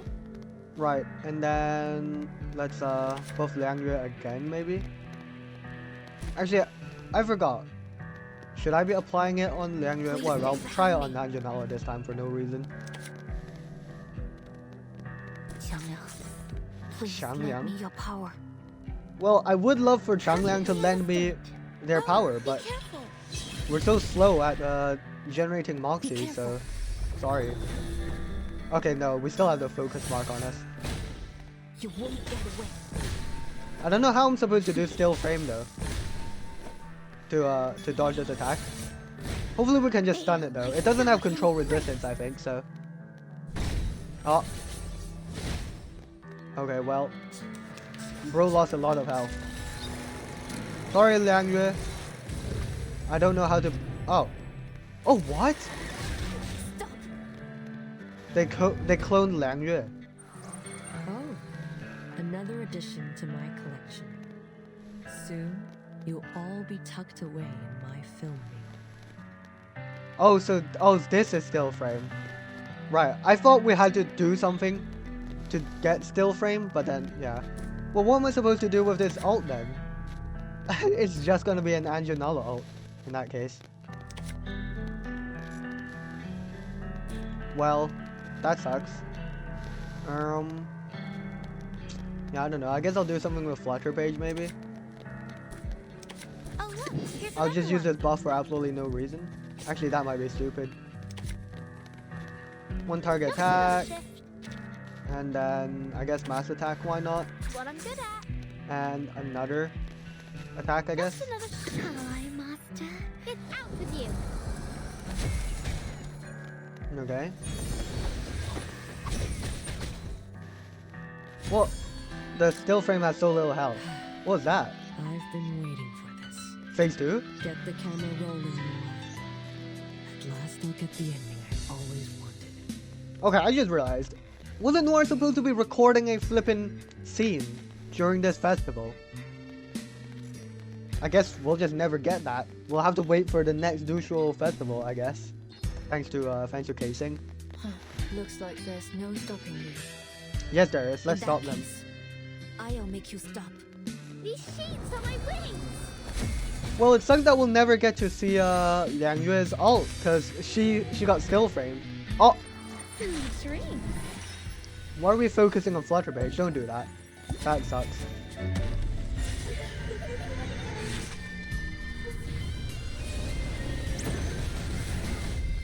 Boom. Oh, do I get Liang Yue back after that?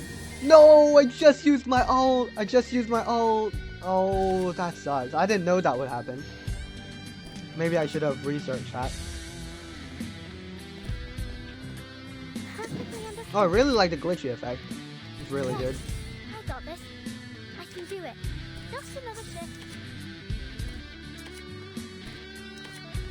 What I'm good at. Sorry, what does this do again? Guardian's Blessing. Yeah, I forgot. Please stay behind me. Keep calm. Higher than a bell tower. Come on, Flutter Page.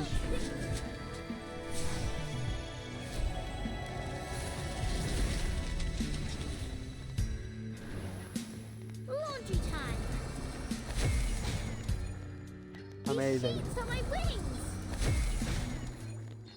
Awaken.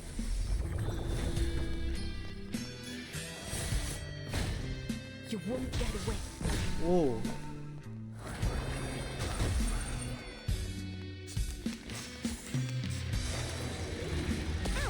Oh. Oh. Oh, Flutter Page, no. Oh wait, what? Oh, she's about to get kidnapped. My bad. I think. Anyways. What am I gonna do? Yeah, I just need to try and cycle this out. I really want to use Liang Yue's ult. Please lend me your power.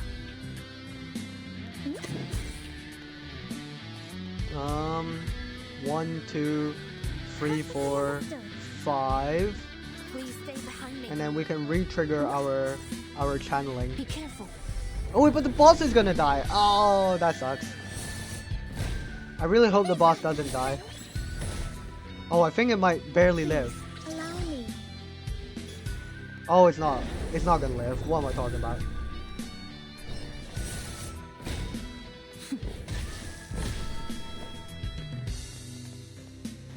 No, I wanted to see Liang Yue's ult. Enough of this, Xixi. Keizing, stop this! It's over. You've lost. Stop this feudal resistance and face reality. No matter how hard you try, you can't change the past. No, Little Vigil. This isn't my curtain call. Not yet. Phase 3? Watch out, Liang. Phase 3? Oh. Finally, it's just you and me, Master. No, we didn't get Liang Yue to show up here. Oh, that's unfortunate. Wait, I was hoping for a phase 3. But I guess we'll go into like a fight scene, maybe? Ammo's running low, sir. That's not good. They must be gaining power from this. Whoa! Yo, this looks sick. This looks so sick. How's she stopping those bullets? What? How's she doing any of that? Wait, how is she doing any of that? I hate you, Nor. Whoa! You were born with a silver spoon and exceptional talent. You took everything for granted. Oh. You looked down on everyone else. I've always hated you. Okay. No more holding back our feelings. What was that? What did we just say? That was close. What was that? Was that close? Miss Xixi, is this really what you want to do? Are you really going to kill Miss Noah? You have to stop. This is completely meaningless. Meaningless? No. Meaningless? No. This is exactly what needs to happen. Keizing looks so Every sick, by the story way. must have an ending after all. The past has held me prisoner for far too long. Okay.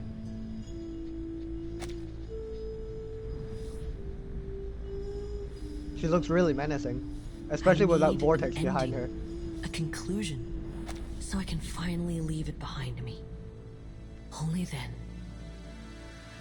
Only can I then? reach my perfect grand finale. Oh, put your hand away. Please don't point at us. Xiang Liang! Yes! You didn't chant the incantation. Whoa, she can do it without chanting? I won't hesitate. Oh! You're my inspiration, Miss Xixi. Like the countless kids who were once lost. I found myself in CO7, and that's exactly why I have to stop you. 强梁既出，王有不为，哦斩杀兄舅，小节不祥。 Wait, how'd you summon him before saying the thing? Kaysing, you're going down! Oh, she smiled. Oh, she smiled. Oh, she smiled. Was that the conclusion she wanted? The righteous hero defeats the villain. Is that the story she wanted? Let's take a look at this trace. A newly born consciousness formed from fragments within a chaotic sea of thoughts. Alright. Within the film reel, a newborn consciousness. Reel 1, scene 24, shot 9, take 3. Writer, oh my god, I'm sorry, I said it incorrectly, I think. Scene description, an old house contested by sworn sisters is reduced to ruin in a fire. Covered in ash, the free light amidst the rubble, drinking beer bought from a convenience store, and gazing out at the sunrise. I must finish this film. The film must be finished. Only then can I be whole. At the scene, an old woman drops her cane, crying tears of joy. I'm cured! My family won't need to spend money anymore! A classic technique, blending social issues with sentimentality. At the scene, a man kneels, crying out, I'll kill that con artist! I'll avenge my mom! A perfect emotional outburst for the film's midpoint. At the scene, a woman paces in the room after watching the film's teaser. She mutters, this isn't your usual work. The reel has absorbed your hatred. It reeks of malice. I'm not like the others. I believe sinners must be punished. This time, I'll ensure your film has a perfect ending. Purging sin with death? That's perfect. Just right for the finale. Damn.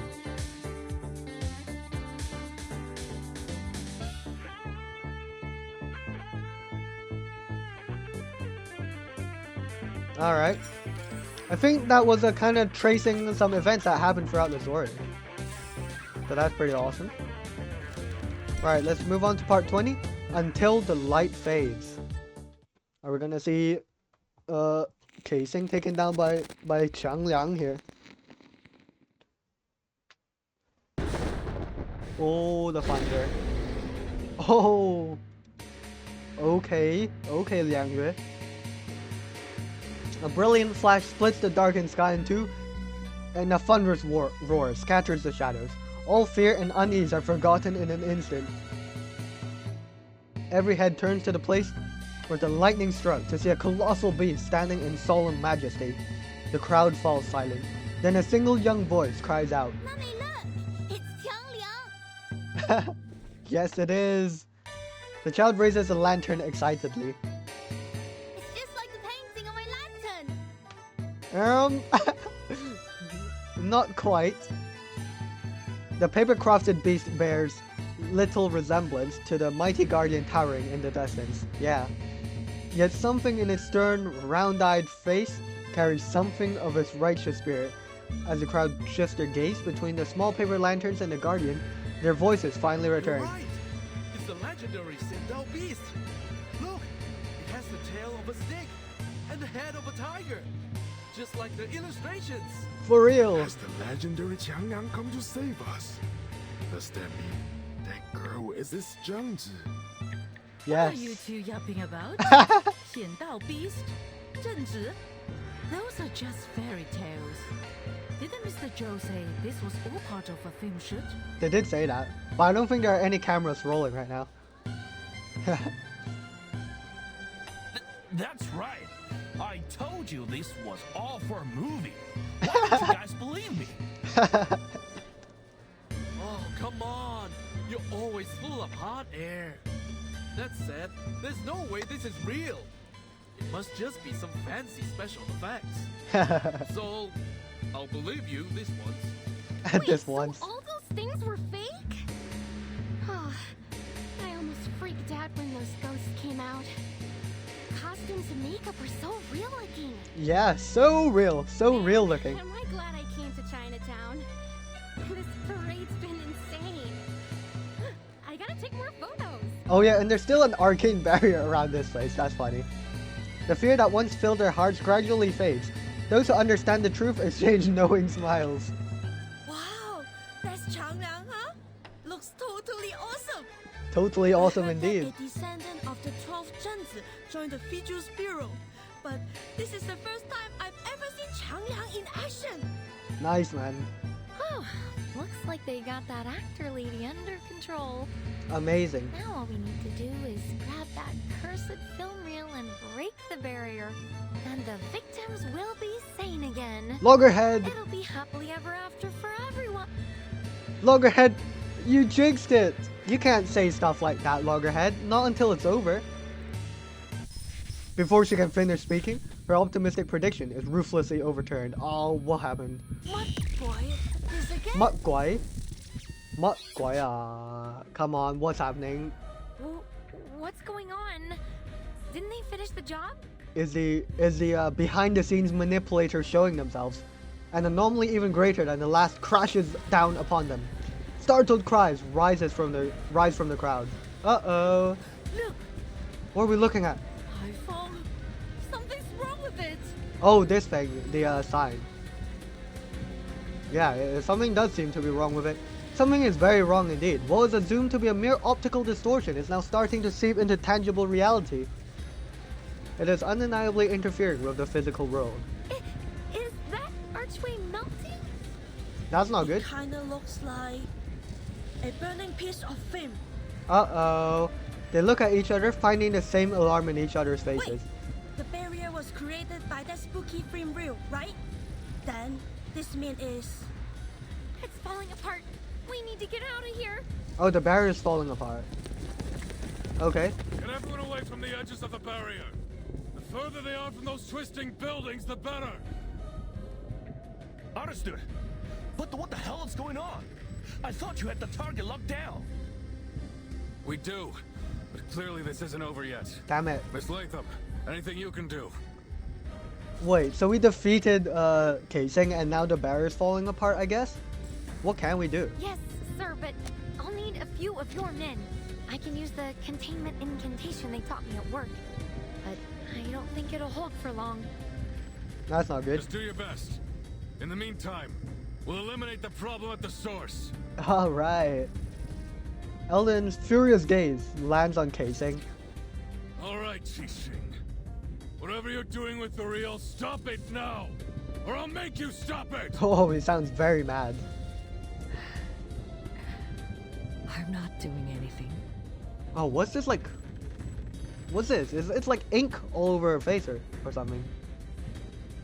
She stands, her hat a few feet away, her body slumped against the wall behind her as she barely manages to stay upright. She forces a crooked grin. Damn it, Casing, what have you done? It's the film reel. It's reached its limit. I didn't even know it had the limit. Uh-oh, that's not good. From her coat, she pulls out the object responsible for all this chaos. Had Liang not once held the film reel herself, she might not have recognized it at all. The reunion of the three swallows. What's happening to it? Wait, there's something else here. Something else? no doubt about it. Evil spirits. An insane number of them. More evil spirits. And then shoves through the crowd, rushing to Casing's side. With just one glance at the film reel, her face goes pale. Upon hearing Annen's words, Liang's expression darkens. So you think so too? We had a similar encounter at the City Hall not long ago. Mr. Wang must have lost some of his spiritual energy to the film reel, leaving his body open to wandering evil spirits. Right. Since then, I've suspected that. The uneasy speculation lodges in her throat, but Annen voices it for her. Of course! I should have realized earlier! What should we have realized? Please tell me. The ghost hunter lets out a long, frustrated sigh, then furrows her brows in thought, her expression growing increasingly grim. Obviously, evil spirits would be attracted to the film reel. It's like leaving a pot of honey in front of a wasp's nest. I hate wasps. A living soul is a wandering spirit's favorite meal.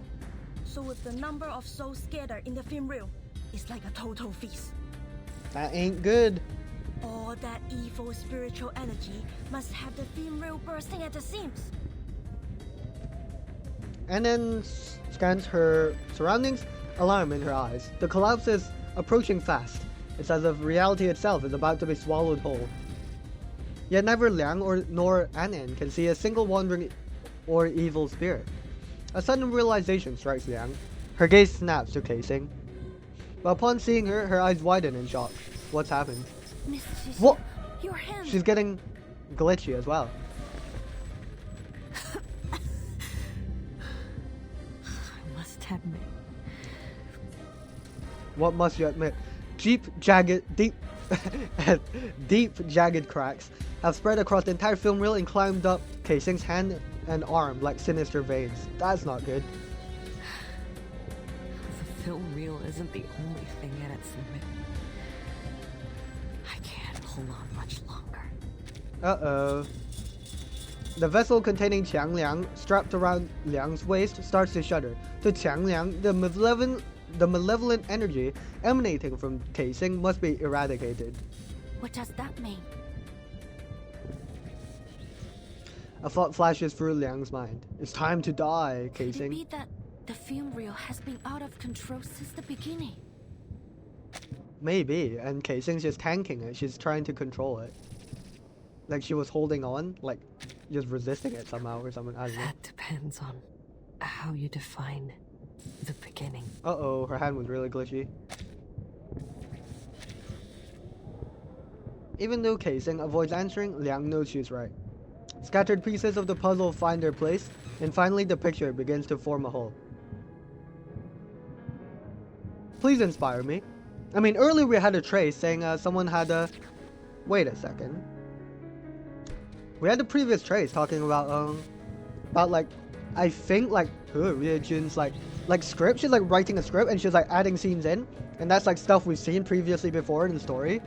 Imagine if Teresa's like lingering spirit or whatever has been orchestrated all of this. Like maybe she manifested as like a person at the Foundation, told Scott how to break through the ritual or something to steal the film reel, and then manipulated her to sell it. Cause yeah, she would know the dynamics between Casing and Noir, so she could have manipulated this into happening, knowing that Casing would try to pull something on Noir after all that happened. Since the moment Miss Latham played the cursed film, people have started to suffer from mental disorders. But if you think about it, the sequence of events doesn't make sense. There were only 5 victims of the film incident in Hong Kong 8 years ago. But this time, the number of victims was growing rapidly. That was until you got involved, Miss Qixin. Oh, so she stopped it. Okay, maybe my previous fear was completely thrown out the window. Ever since you took possession of the film reel, only a small number of specific people have been targeted. We thought you were exploiting the reel's power to carry out your vigilantism, but in truth, She was holding it back. you were trying to control the reel by limiting its victims to those you deemed as villains. Oh damn. Well played. Though disbelief still colors her voice, her words are not a question. Eldon and the others stare, caught between shock and suspicion, as they turn toward the woman they assumed was the true culprit. Is that true? You flatter me, little Vigil. I simply didn't want her legacy to become a tool of evil. That was never her intention. Well, Casing, you better, like, I don't know. I know we can't destroy it, but can we just, contain it, Wait, why couldn't we just hand it over to the ACD? Surely they could have just contained the reel. So that's why you did all this? You wanted us all at the parade because you were losing control of the reel? But isn't your goal to kill Miss Noah? Was that also a setup? I mean, she is a great actress after all. If the film reel wasn't part of your plan, then what was? Her eyes are widening, and I am not wiser at all. I am none the wiser. A conclusion she herself once stated resurfaces in her mind, and she realizes she made a critical error. Miss Qixing still can't accept the way Miss Noah ended Detective CO73. That's her motive. But what if it isn't? What if she The already ending accepted it? consists of 2 major elements: the Shehuo parade and the villain who should have been punished. Who's the She now villain? sees Noah Sorry. as that villain. Oh, she didn't see Noir as the villain. She's the villain? I don't know, Noah guys. isn't the villain, is she? In your perfect grand finale, the villain you intend to kill at the parade is none other than yourself. The sad music's playing It's in. a good ending for everyone. The big bad finally gets her comeuppance. And who better fits the role than me? This is the grand finale you want to have? But why does it have to end like this?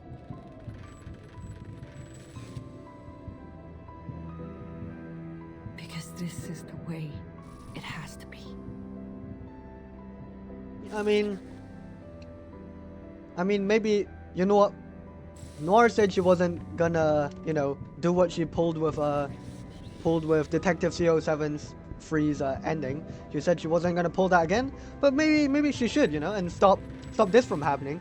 Maybe, you know, people will hate the ending, but you know, at least Casing's not going to die painfully, although her hands like corrupted and When everything. a drop So of ink falls onto paper, no matter how hard you wipe, it can never be spotless again. People say that every saint has a past, and every sinner has a future.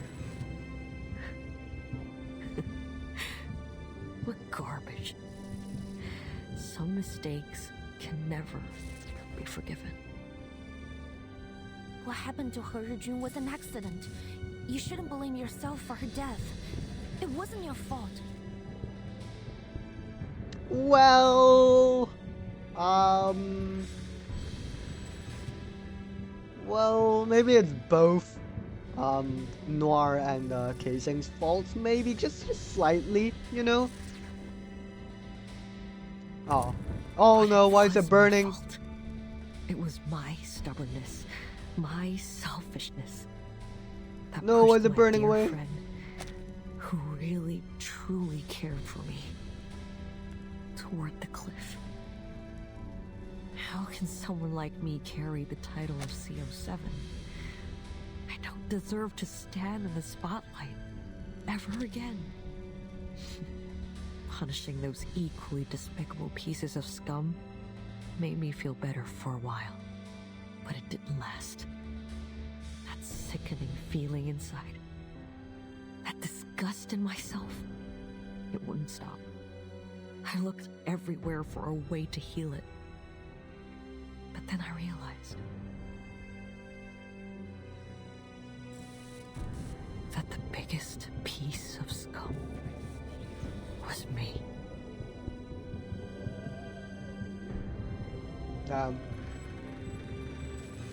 Casing looks up at the sky and lets out a long breath.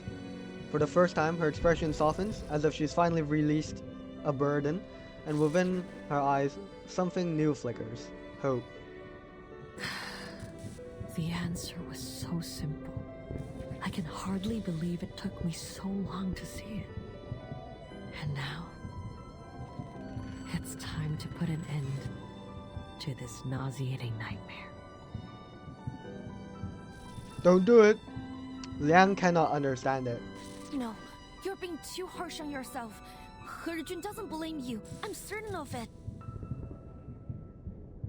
Quit it, Rizal. Look around you. Can you still claim that I'm not to blame? I mean, the environment does look a bit rough.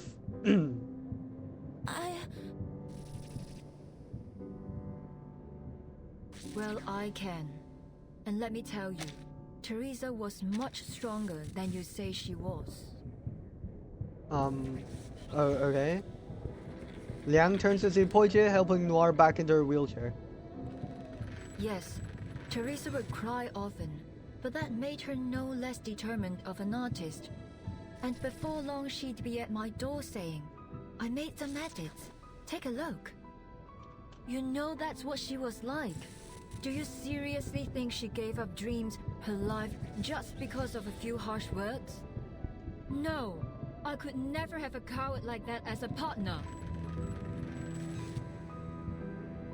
Noir's face is twisted in a fury Liang has never seen before. It sets a fire in the woman beneath her glare, making her frown in turn. Whatever you say. Director or not, you can't tell me what to do anymore. I will have this ending. We are flipping the script, Casing. Come on, officers. Finish the job.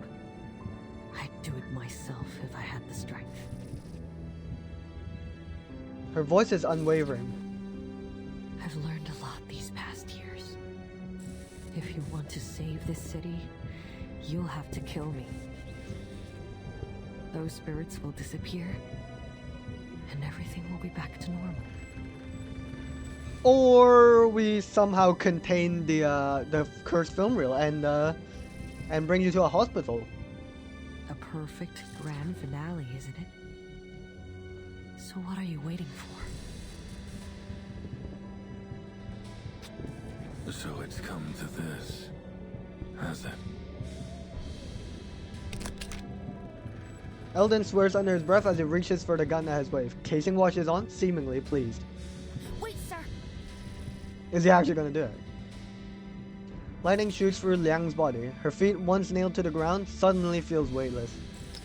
She steps forward. There's no guarantee that things will play out like Miss Qixing said. Please, let me try something. Okay, After exorcism. all, Oh. exorcism is mine and Qiang Liang's specialty. Wait, what are you? Before either Eldon or Casing can react, the film reel is already in Liang's grasp. And she's holding on to it. Great. Oh, Qiang Liang! Sorry, Eldon. We are taking matters into our own hands, literally. You out of your mind or something? Yes, there are a huge number of evil entities bound within it. That's great. Qiang Liang, we need your help. And this is probably the most formidable opponent Qiang Liang and I have ever faced. Hopefully Qiang Liang doesn't get injured beyond recovery. Or But I must it will take confront 300 this challenge. years Not to recover. protect the honor of my family or to mimic CO7 either. But because I want to. Because it's right. Every story has an ending. And I must act to create the best one for everyone. Sorry, I don't have any flower words or clever arguments. But if you're willing to help me, please, Qiang Liang, heed my call. Qiang Liang. Oh, Qiang Liang. Oh. Oh, this looks fire. Oh, the film reel. This isn't good. Is this the best I get? Come on, we can do better. Oh, what happened? Qiang Liang? Qiang Liang? What's happening, buddy?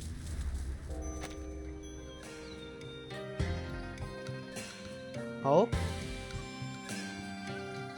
幸有大贤方相识，受天子之托，向12摄提神请愿，得巫武之礼，降服恶兽，收为己用，更名为显道兽。然而，显道兽一时能庇护的范围终究有限。彼时，人间仍有诸多邪祟诡异肆虐，非人力所能敌。但那时的百姓们却从未放弃过抵抗。 因为他们知道，只要心怀希望与斗志到最后一刻，显道兽必将现身，逐除恶鬼，还人间一片太平。Qiang Liang, no! What's Qiang Liang doing? Where's blood going?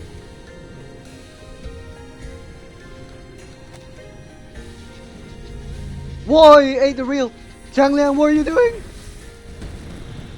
What the hell?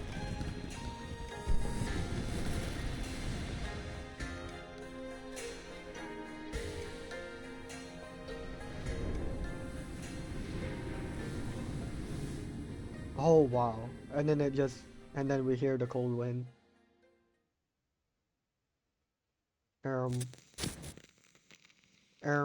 Guys.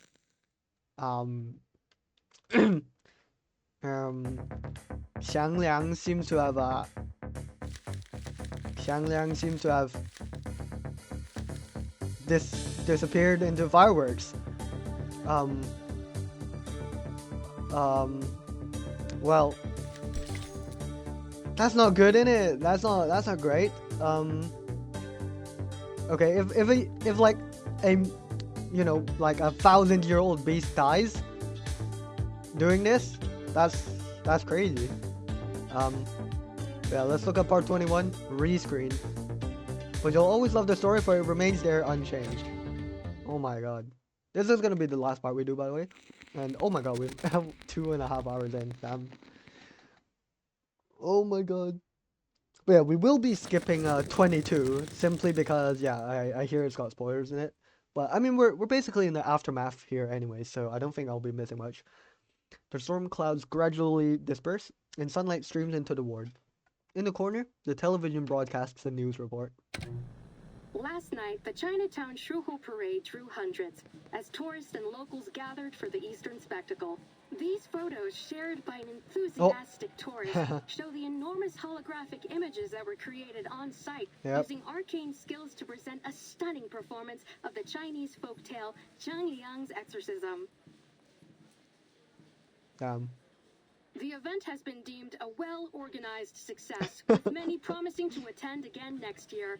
Locals have expressed their thanks. I don't know if we can do the same next year, guys. I don't want to. One spokesperson said, "It's been wonderful to share our culture with people from all around the world. Chinatown is always ready to welcome new friends from both near and far." In other news, the arcane vigilante Night Piercer, who has perpetrated dozens of attacks across the city, has been apprehended by the DAA. Yeah. Night Piercer was revealed to be Qi Xing, a former Hong Kong movie star. Some members of the public have expressed continued support for the vigilante due to the questionable backgrounds of her victims. Okay. Deputy Chief Eldon of the Division of Arcane Affairs gave his response. Vigilante justice is incredibly dangerous to our society. No individual has the right to bypass the law and enact their judgment on others. Taking the law into your own hands will only lead to chaos, violence, and potential harm to innocent people. We urge the citizens of Los Angeles to place their trust in us as we continue to dedicate ourselves to maintaining a safer society for everyone. Alright, Eldon. Still couldn't see it. We still didn't see him in his outfit there. That's sad. If you share our passion for justice, we encourage all citizens to direct their assistance and feedback to the Division of Arcane Affairs.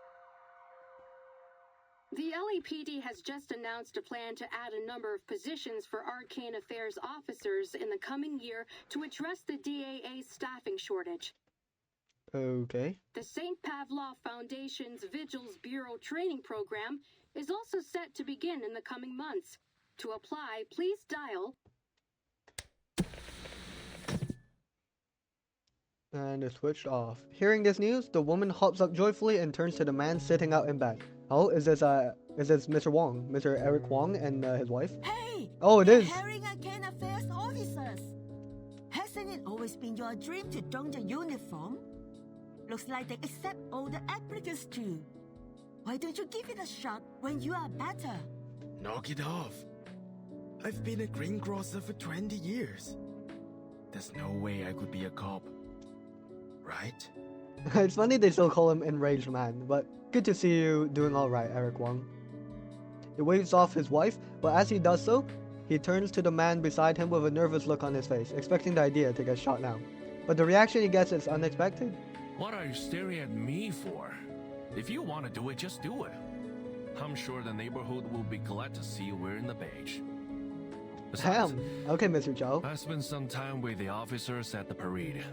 I'm sure that you will be just as capable as them. You're gonna have to toughen up a little, though. Alright, thanks for the words of encouragement, Mr. Zhou. Liang, who has been watching the exchange, smiles. Mr. Wang, you're strong, healthy, and have a natural talent for arcane skills. With a little training, I'm sure you'll become an outstanding officer. There's a lot that goes into being an officer, but I believe what matters most is the heart to pursue justice and the courage to protect others. The doctor said you can be discharged soon. You should seriously consider applying for the position. Alright, good luck, Mr. Wong. Well, in that case, I'll think about it. Thank you so much, young lady. I heard you were the one who got rid of the crews and saved everyone. Yeah, I hope Chang Liang's alright. You are our hero. She clasps Liang's hand tightly in a warm grip. This time, her hand is steady. Liang returns the handshake. You're too kind, madam. I was only doing my job. And I didn't do it alone. It was a combined effort. Oh, Liang Yue did end up fulfilling her promise, you know, she made that's way back that. when. No more cursed film crazies. Almost all the victims have recovered. Most of them have already been discharged too. Just a few poor saps who got hit hard are still around. But they should be out of here before long. Same goes for the victims in the parade. They've all regained their what's it called again? Someone's hut pot. And then gives a helpless sigh. It's someone 七拍啊 madam. Just call it spiritual energy or something like that. I heard that those crooks who were taught by a thing or two by Qi Xing has also recovered. Well, mentally they are pretty physically messed up, so they will have to stay here for a while, I think. She's so smug when she speaks. It's quite funny. So many victims and not a single death. That's a blessing. Qixing pulled her punches, apparently. I guess deep down she wasn't the deliverer of justice she claimed she was. Well, no use wondering about it. Years on this job will quickly show you that the madness in Arcanist blood always comes out in Arcanist criminals. Trying to understand them is a waste of time. That may be the case, but I think that if we look at each other as individuals, we can come to understand one another eventually. No, that's kind of similar to what Noir said, like back in the alleyway. She takes out the brick-sized mobile phone she has carried with her since she was 6 years old, but now its screen remains dark. No matter how much Liang tries to summon the spirit residing within, there's no response. If we'll try our best. Holding on to hope, Liang tries a few different button combinations on the phone. Usually the screen would light up, but this time there is nothing. Still nothing from Xiang Liang? Liang lowers her gaze and shakes her head. Well, what did you expect? That huge spooky spookters was a nasty opponent on its own. Not to mention all the ghosts that were attracted by that film reel. It was creepy lah. All those ghosts in one place. It was more crowded than the Dai Pai Dong. I mean, the Chinatown food store on a Saturday night. Dai Pai Dong. What's worse, those specters drowned the Sanwan Chatpa of innocent people. If that hadn't happened, then Qiang Liang wouldn't have had to say. Oh? And then cuts herself off? It would be too cruel to say these words in front of Liang. Qiang Liang was lost because of my incompetence. I don't know how I'll be able to face my family now. And there's something else that's bothering me. When Qiang Liang pulled in the evil spirits, I thought I was going to die with it. But it looked at me and pushed me aside. It bore everything, all alone. Why did it go to such lengths to help me? Because I'm its Junzi. The way it looked at me, I think it wanted to tell me something. But I didn't understand what. Qiang Liang had been by my side since I was 6. But I always saw it as a heavy burden or a double-edged sword. I never saw it as an independent individual or as a friend. I never tried to truly understand it. And now, I've probably lost the opportunity to ever understand it. Liang sighs and falls silent. The other two exchange a glance and simultaneously pat her on the shoulders. Come on, enough with the long face. Maybe Qiang Liang will respond to you one day lah. You never know. And I'm here if you ever need my professional ghost busting service. Exclusive discount just for you, Yeah, just a discount, not for free. Agreed.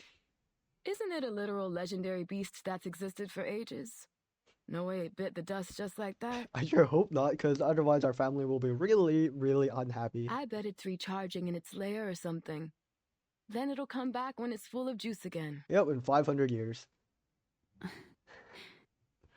I hope so. Hopefully. She knows these are just comforting words, but her concern for her gives her the strength to move forward nonetheless. Oh, Portier! There you are! And the ghost-busting girl in Liang! Great! This is great. What's great? A familiar figure waves from the end of the hallway as she hurries over.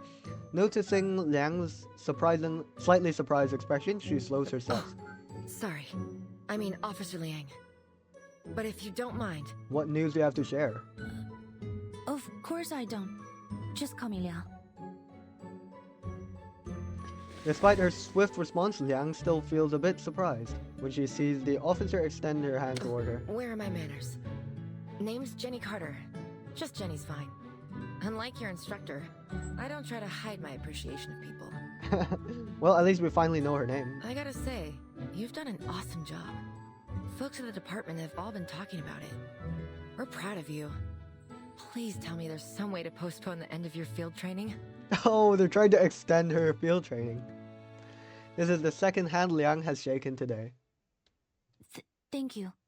That's very kind. What brings you here? Deputy Chief Eldon, of course. Okay. Who else?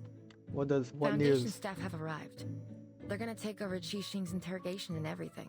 Okay. They're gonna take the film reel back to their headquarters, too. What? I thought it got destroyed by Qiang Liang and turned into fireworks, but I guess we can never really get rid of them.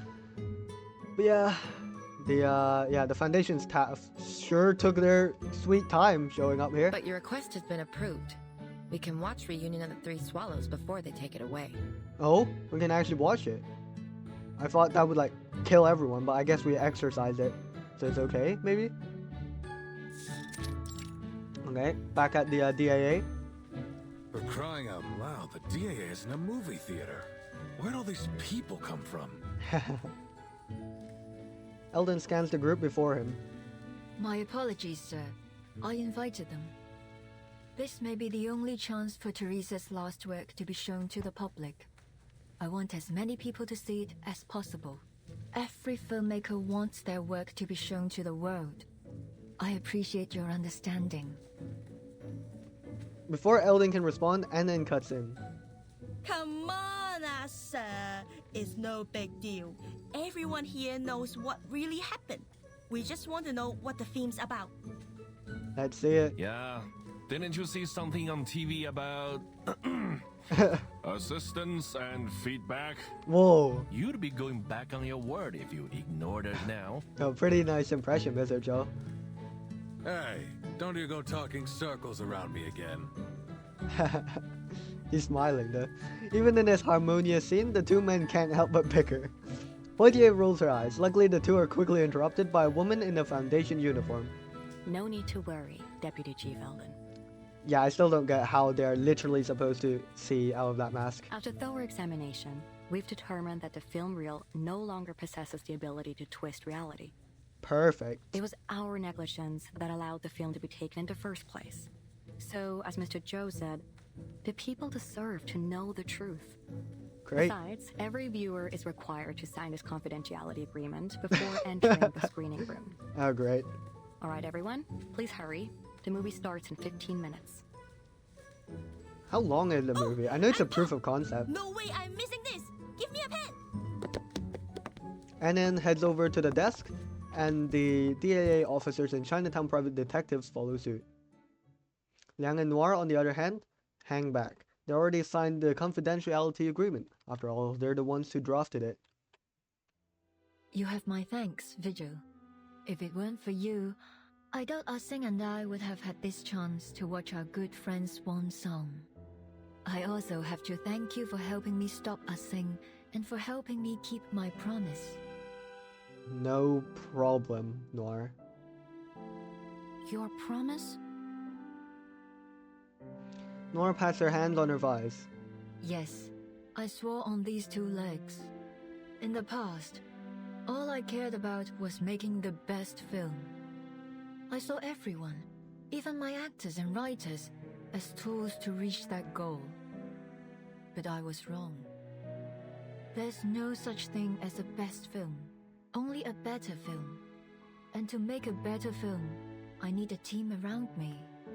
Okay. What matters most is the people who make the film, not the film itself. Uh-huh. She turns her head and looks toward the bolted door at the other end of the room. But as long as we're living, there's still a future. Maybe I should hire a good lawyer for our Sing. They can probably secure a shorter sentence. Oh my god. Rich people. When Rich she's people free again, powers. both physically and mentally. Perhaps we can make a movie together, just like old times. Alright. That's sweet. Liang is momentarily stunned. Are you sure? With all due respect, Miss Noah, that will probably be a very long time from now. Hey now, Liang Yue. Don't underestimate the power of Noir's lawyers, okay? So, even if we're old ladies by then, as long as we can still move, I'm certain we can make movies. Speaking of which, you'd make an excellent addition to my crew, Miss Liang. Don't hesitate to contact me if you reconsider your career choice. You're very generous, Miss Noah. But I think I'll stick to being a fan for the time being. Alright. I look forward to seeing what you do next. You won't be disappointed. By the way, have you seen Miss Latham lately? I tried to invite her, but she didn't pick up the phone. She must have left it in her room again. I mean, she was worried about Scott, right? And, oh, I guess Scott might have recovered from her coma by now. Maybe? I don't know. But, you know, maybe they're conversing and maybe, I don't know, learning some more stuff. I ran into her at the hospital earlier. Miss Scott just regained perfect. consciousness. She wanted to visit her. Yep, that's what I thought. Hopefully they can talk things through. Nora's smile fades slightly and a contemplative expression comes over her. Miss Scott, something tells me that there's still an unsolved mystery there. Yeah. Who got her through the You mean security? a truth hidden behind all these incidents? Yes, like a chessboard, where the pawns placed on the front line. Somehow, we've managed to fight our way out, escaping our planned doom. But who is the player who placed us there? They are still a mystery, watching us from the shadows. I don't like this feeling. Yeah, I mean, we still don't know that. I'll keep an eye on the matter. I alright. already made a detailed report to my superiors. If there's anything else going on, I'm sure the vigils will put a stop to it. Okay. I suppose we'll have to wait and see. Noir's expression does not ease. It seems the title Vigils Bureau doesn't bring her much confidence. Before Liang can inquire further, Poitier calls her. It's time. Hey, you two! Get your asses in the screening room! We're all waiting for you! On our way. Let's watch this. Nothing's more Oh, important the music. than a movie that's about to start. Let's go, Vigil. Let's go! Exchange a smile and enter the makeshift theater together.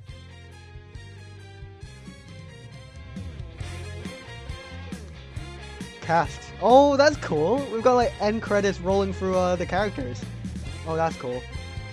Liang Yue, Noir, Loggerhead, Arya Poitier, Kei Sing, Constance Scott, Deputy Chief Eldon, Investigator Joe, Assistant Wang Lin, Cameo, He Riyejun, Matilda Boaniche, Anan Lee, Acknowledgement, Chinatown Community Center, Guangfu Restaurant, Vigils Bureau, LAPD Division of Arcane Affairs, Chinatown Shuohu Parade, Civil Association for Mental Protection, Crew of Showdown Chinatown, Enthusiastic Resident in Los Angeles, Lamont Rehabilitation Cooperative Hospital. Sponsor, Miss Babel's Critter Rehabilitation Center. This is a work of fiction and resembles actual events. It's entirely coincidental. Oh, pretty nice cast list. The end, but I'm fairly sure there's part 22 that I'm about to skip, so... Hey, nice ending though. really like that. And the next one is called Anonymous Visitor, which I'm going to skip, unfortunately. Exclusive interviews with cast members. Let's see. That morning, we lay amidst the ruins, and Sis handed me a bottle of beer. Suddenly, I understood. I already had the whole world. I just hadn't bothered to look. You're right. If we cut off the chaotic, corrupted footage, this could be a great film. That line, it's so Teresa. A house can be rebuilt, and the gaps between friends can be mended. She always loves life. It's hard to believe, especially after seeing this, a Teresa like this would never have taken her own life. You're right. Miss Vigil, thank you. Her creation being restored to its original form is something I'm truly grateful for. It's all thanks to you and your team. About Xiang Liang, I'm more sorry than you can imagine. This wasn't my intention, but ultimately my selfish behavior caused it to happen. If there's anything I can do to make amends, there's no need to feel guilty, Miss Casing. Purging the ghost plague is part of Xiang Liang's and my duty. I know that you really like those movies. I must have really let you down, eh, kid? I won't lie, I was a little disappointed. But it doesn't matter. CO7 is still my favorite character, and that will never change. Thank you. Wait a moment, Casing. Before you and the officers leave, Miss Yang and I need to confirm one last thing. There's something in your testimony that's been eating at me. Don't get me wrong. I'm not saying you're lying. The Vigil's interrogation experts confirmed that much. But even you probably noticed the sequence of events that led to you become the Night Piercer. You stole the reel and caused the incident in Chinatown, but your motives seem inconsistent. I feel like I'm missing a piece to this puzzle. It's almost like the memory gaps affecting Loggerhead, but your expertise and arcane skills surpasses her. So maybe you can recall something. I'm sorry, I really don't remember. Uh-oh. I only recall how it all began. I got word that Reunion of the Free Swallows had found its way back out of Foundation storage and into the black market. I even got into the secret auction for it through some intermediaries, but unfortunately I didn't have the dough. Yeah, and Noir had it. So I asked myself, who else out there could be as fixated on that reel as me? The answer to that was obvious. It's me. Yes, it was. That's right, you're a public figure. Following you to Los Angeles wasn't difficult. I tracked down your intermediary, Pug Dog, and then for a bit of cash, I got the time and location of your deal. I see. So the friendly advice Pug Dog gave me back then was about you. What a guy. Zero professional ethics. That night, my only objective was to take the reel from you. The question of who stole it from the Foundation wasn't something I even bothered to think about, but at the very last moment, a sliver of sense kicked in. It was a close call, but I managed to hold myself back. I think there was a moment when I really intended to kill that poor staffer, Miss Scott. But I don't understand why I felt that way. You know the rest. The player that placed us here. Who could it be? Who could it be? Guess we'll never know. Alright, I'll skip this in my own time. But yeah. Well, that concludes everything. Oh, have our third raid boss showed up. Okay. Yeah, oh my god. These guys take so long to fight, and I fight them manually as well, so that's annoying. But yeah. No Sunshuri in 5 days for me. Probably like within 2 days for you guys when I upload this, but yeah, there might be a bit of a gap between this and the next upload, because, you know, my exams are coming up soon, so I'll be revising. So uploads may not be as consistent as before, and then after exams, but it's a whole thing, whatever. But yeah, hope you all enjoyed my experience with Showdown in Chinatown. Yeah, it was really fun to have gone through this this event, and I absolutely adore it. Being Cantonese myself. But yeah, thank you all very much for watching. And yeah, Liang Yue will be in my suitcase home screen for a while. Or ceremonial attire, you should always look neat. Yeah, okay, thank you, Liang Yue. Elders say that a competent successor should be responsible, and that starts with the little things. Thank you, Liang Yue. We don't have any rules like that here, do we? No, we don't, Liang Yue. Thank you for your insight. But yeah, yeah. Thank you very much for watching. Yeah, this has been, oh wow, quite a long episode. But yeah, I hope you enjoyed my experience with Showdown in Chinatown. Yeah, there's still this mystery around who's behind everything, and maybe, you know, part 22 will answer that, but we'll never know because I'll never watch it until it doesn't contain spoilers. But yeah, thank you all very much for watching, and I'll see you guys next time. And I don't have 5 polls to to pull on a scam banner, so I'll probably do that in my own time as well. Thank you all very much for watching, and I'll see you guys next time. See you next time.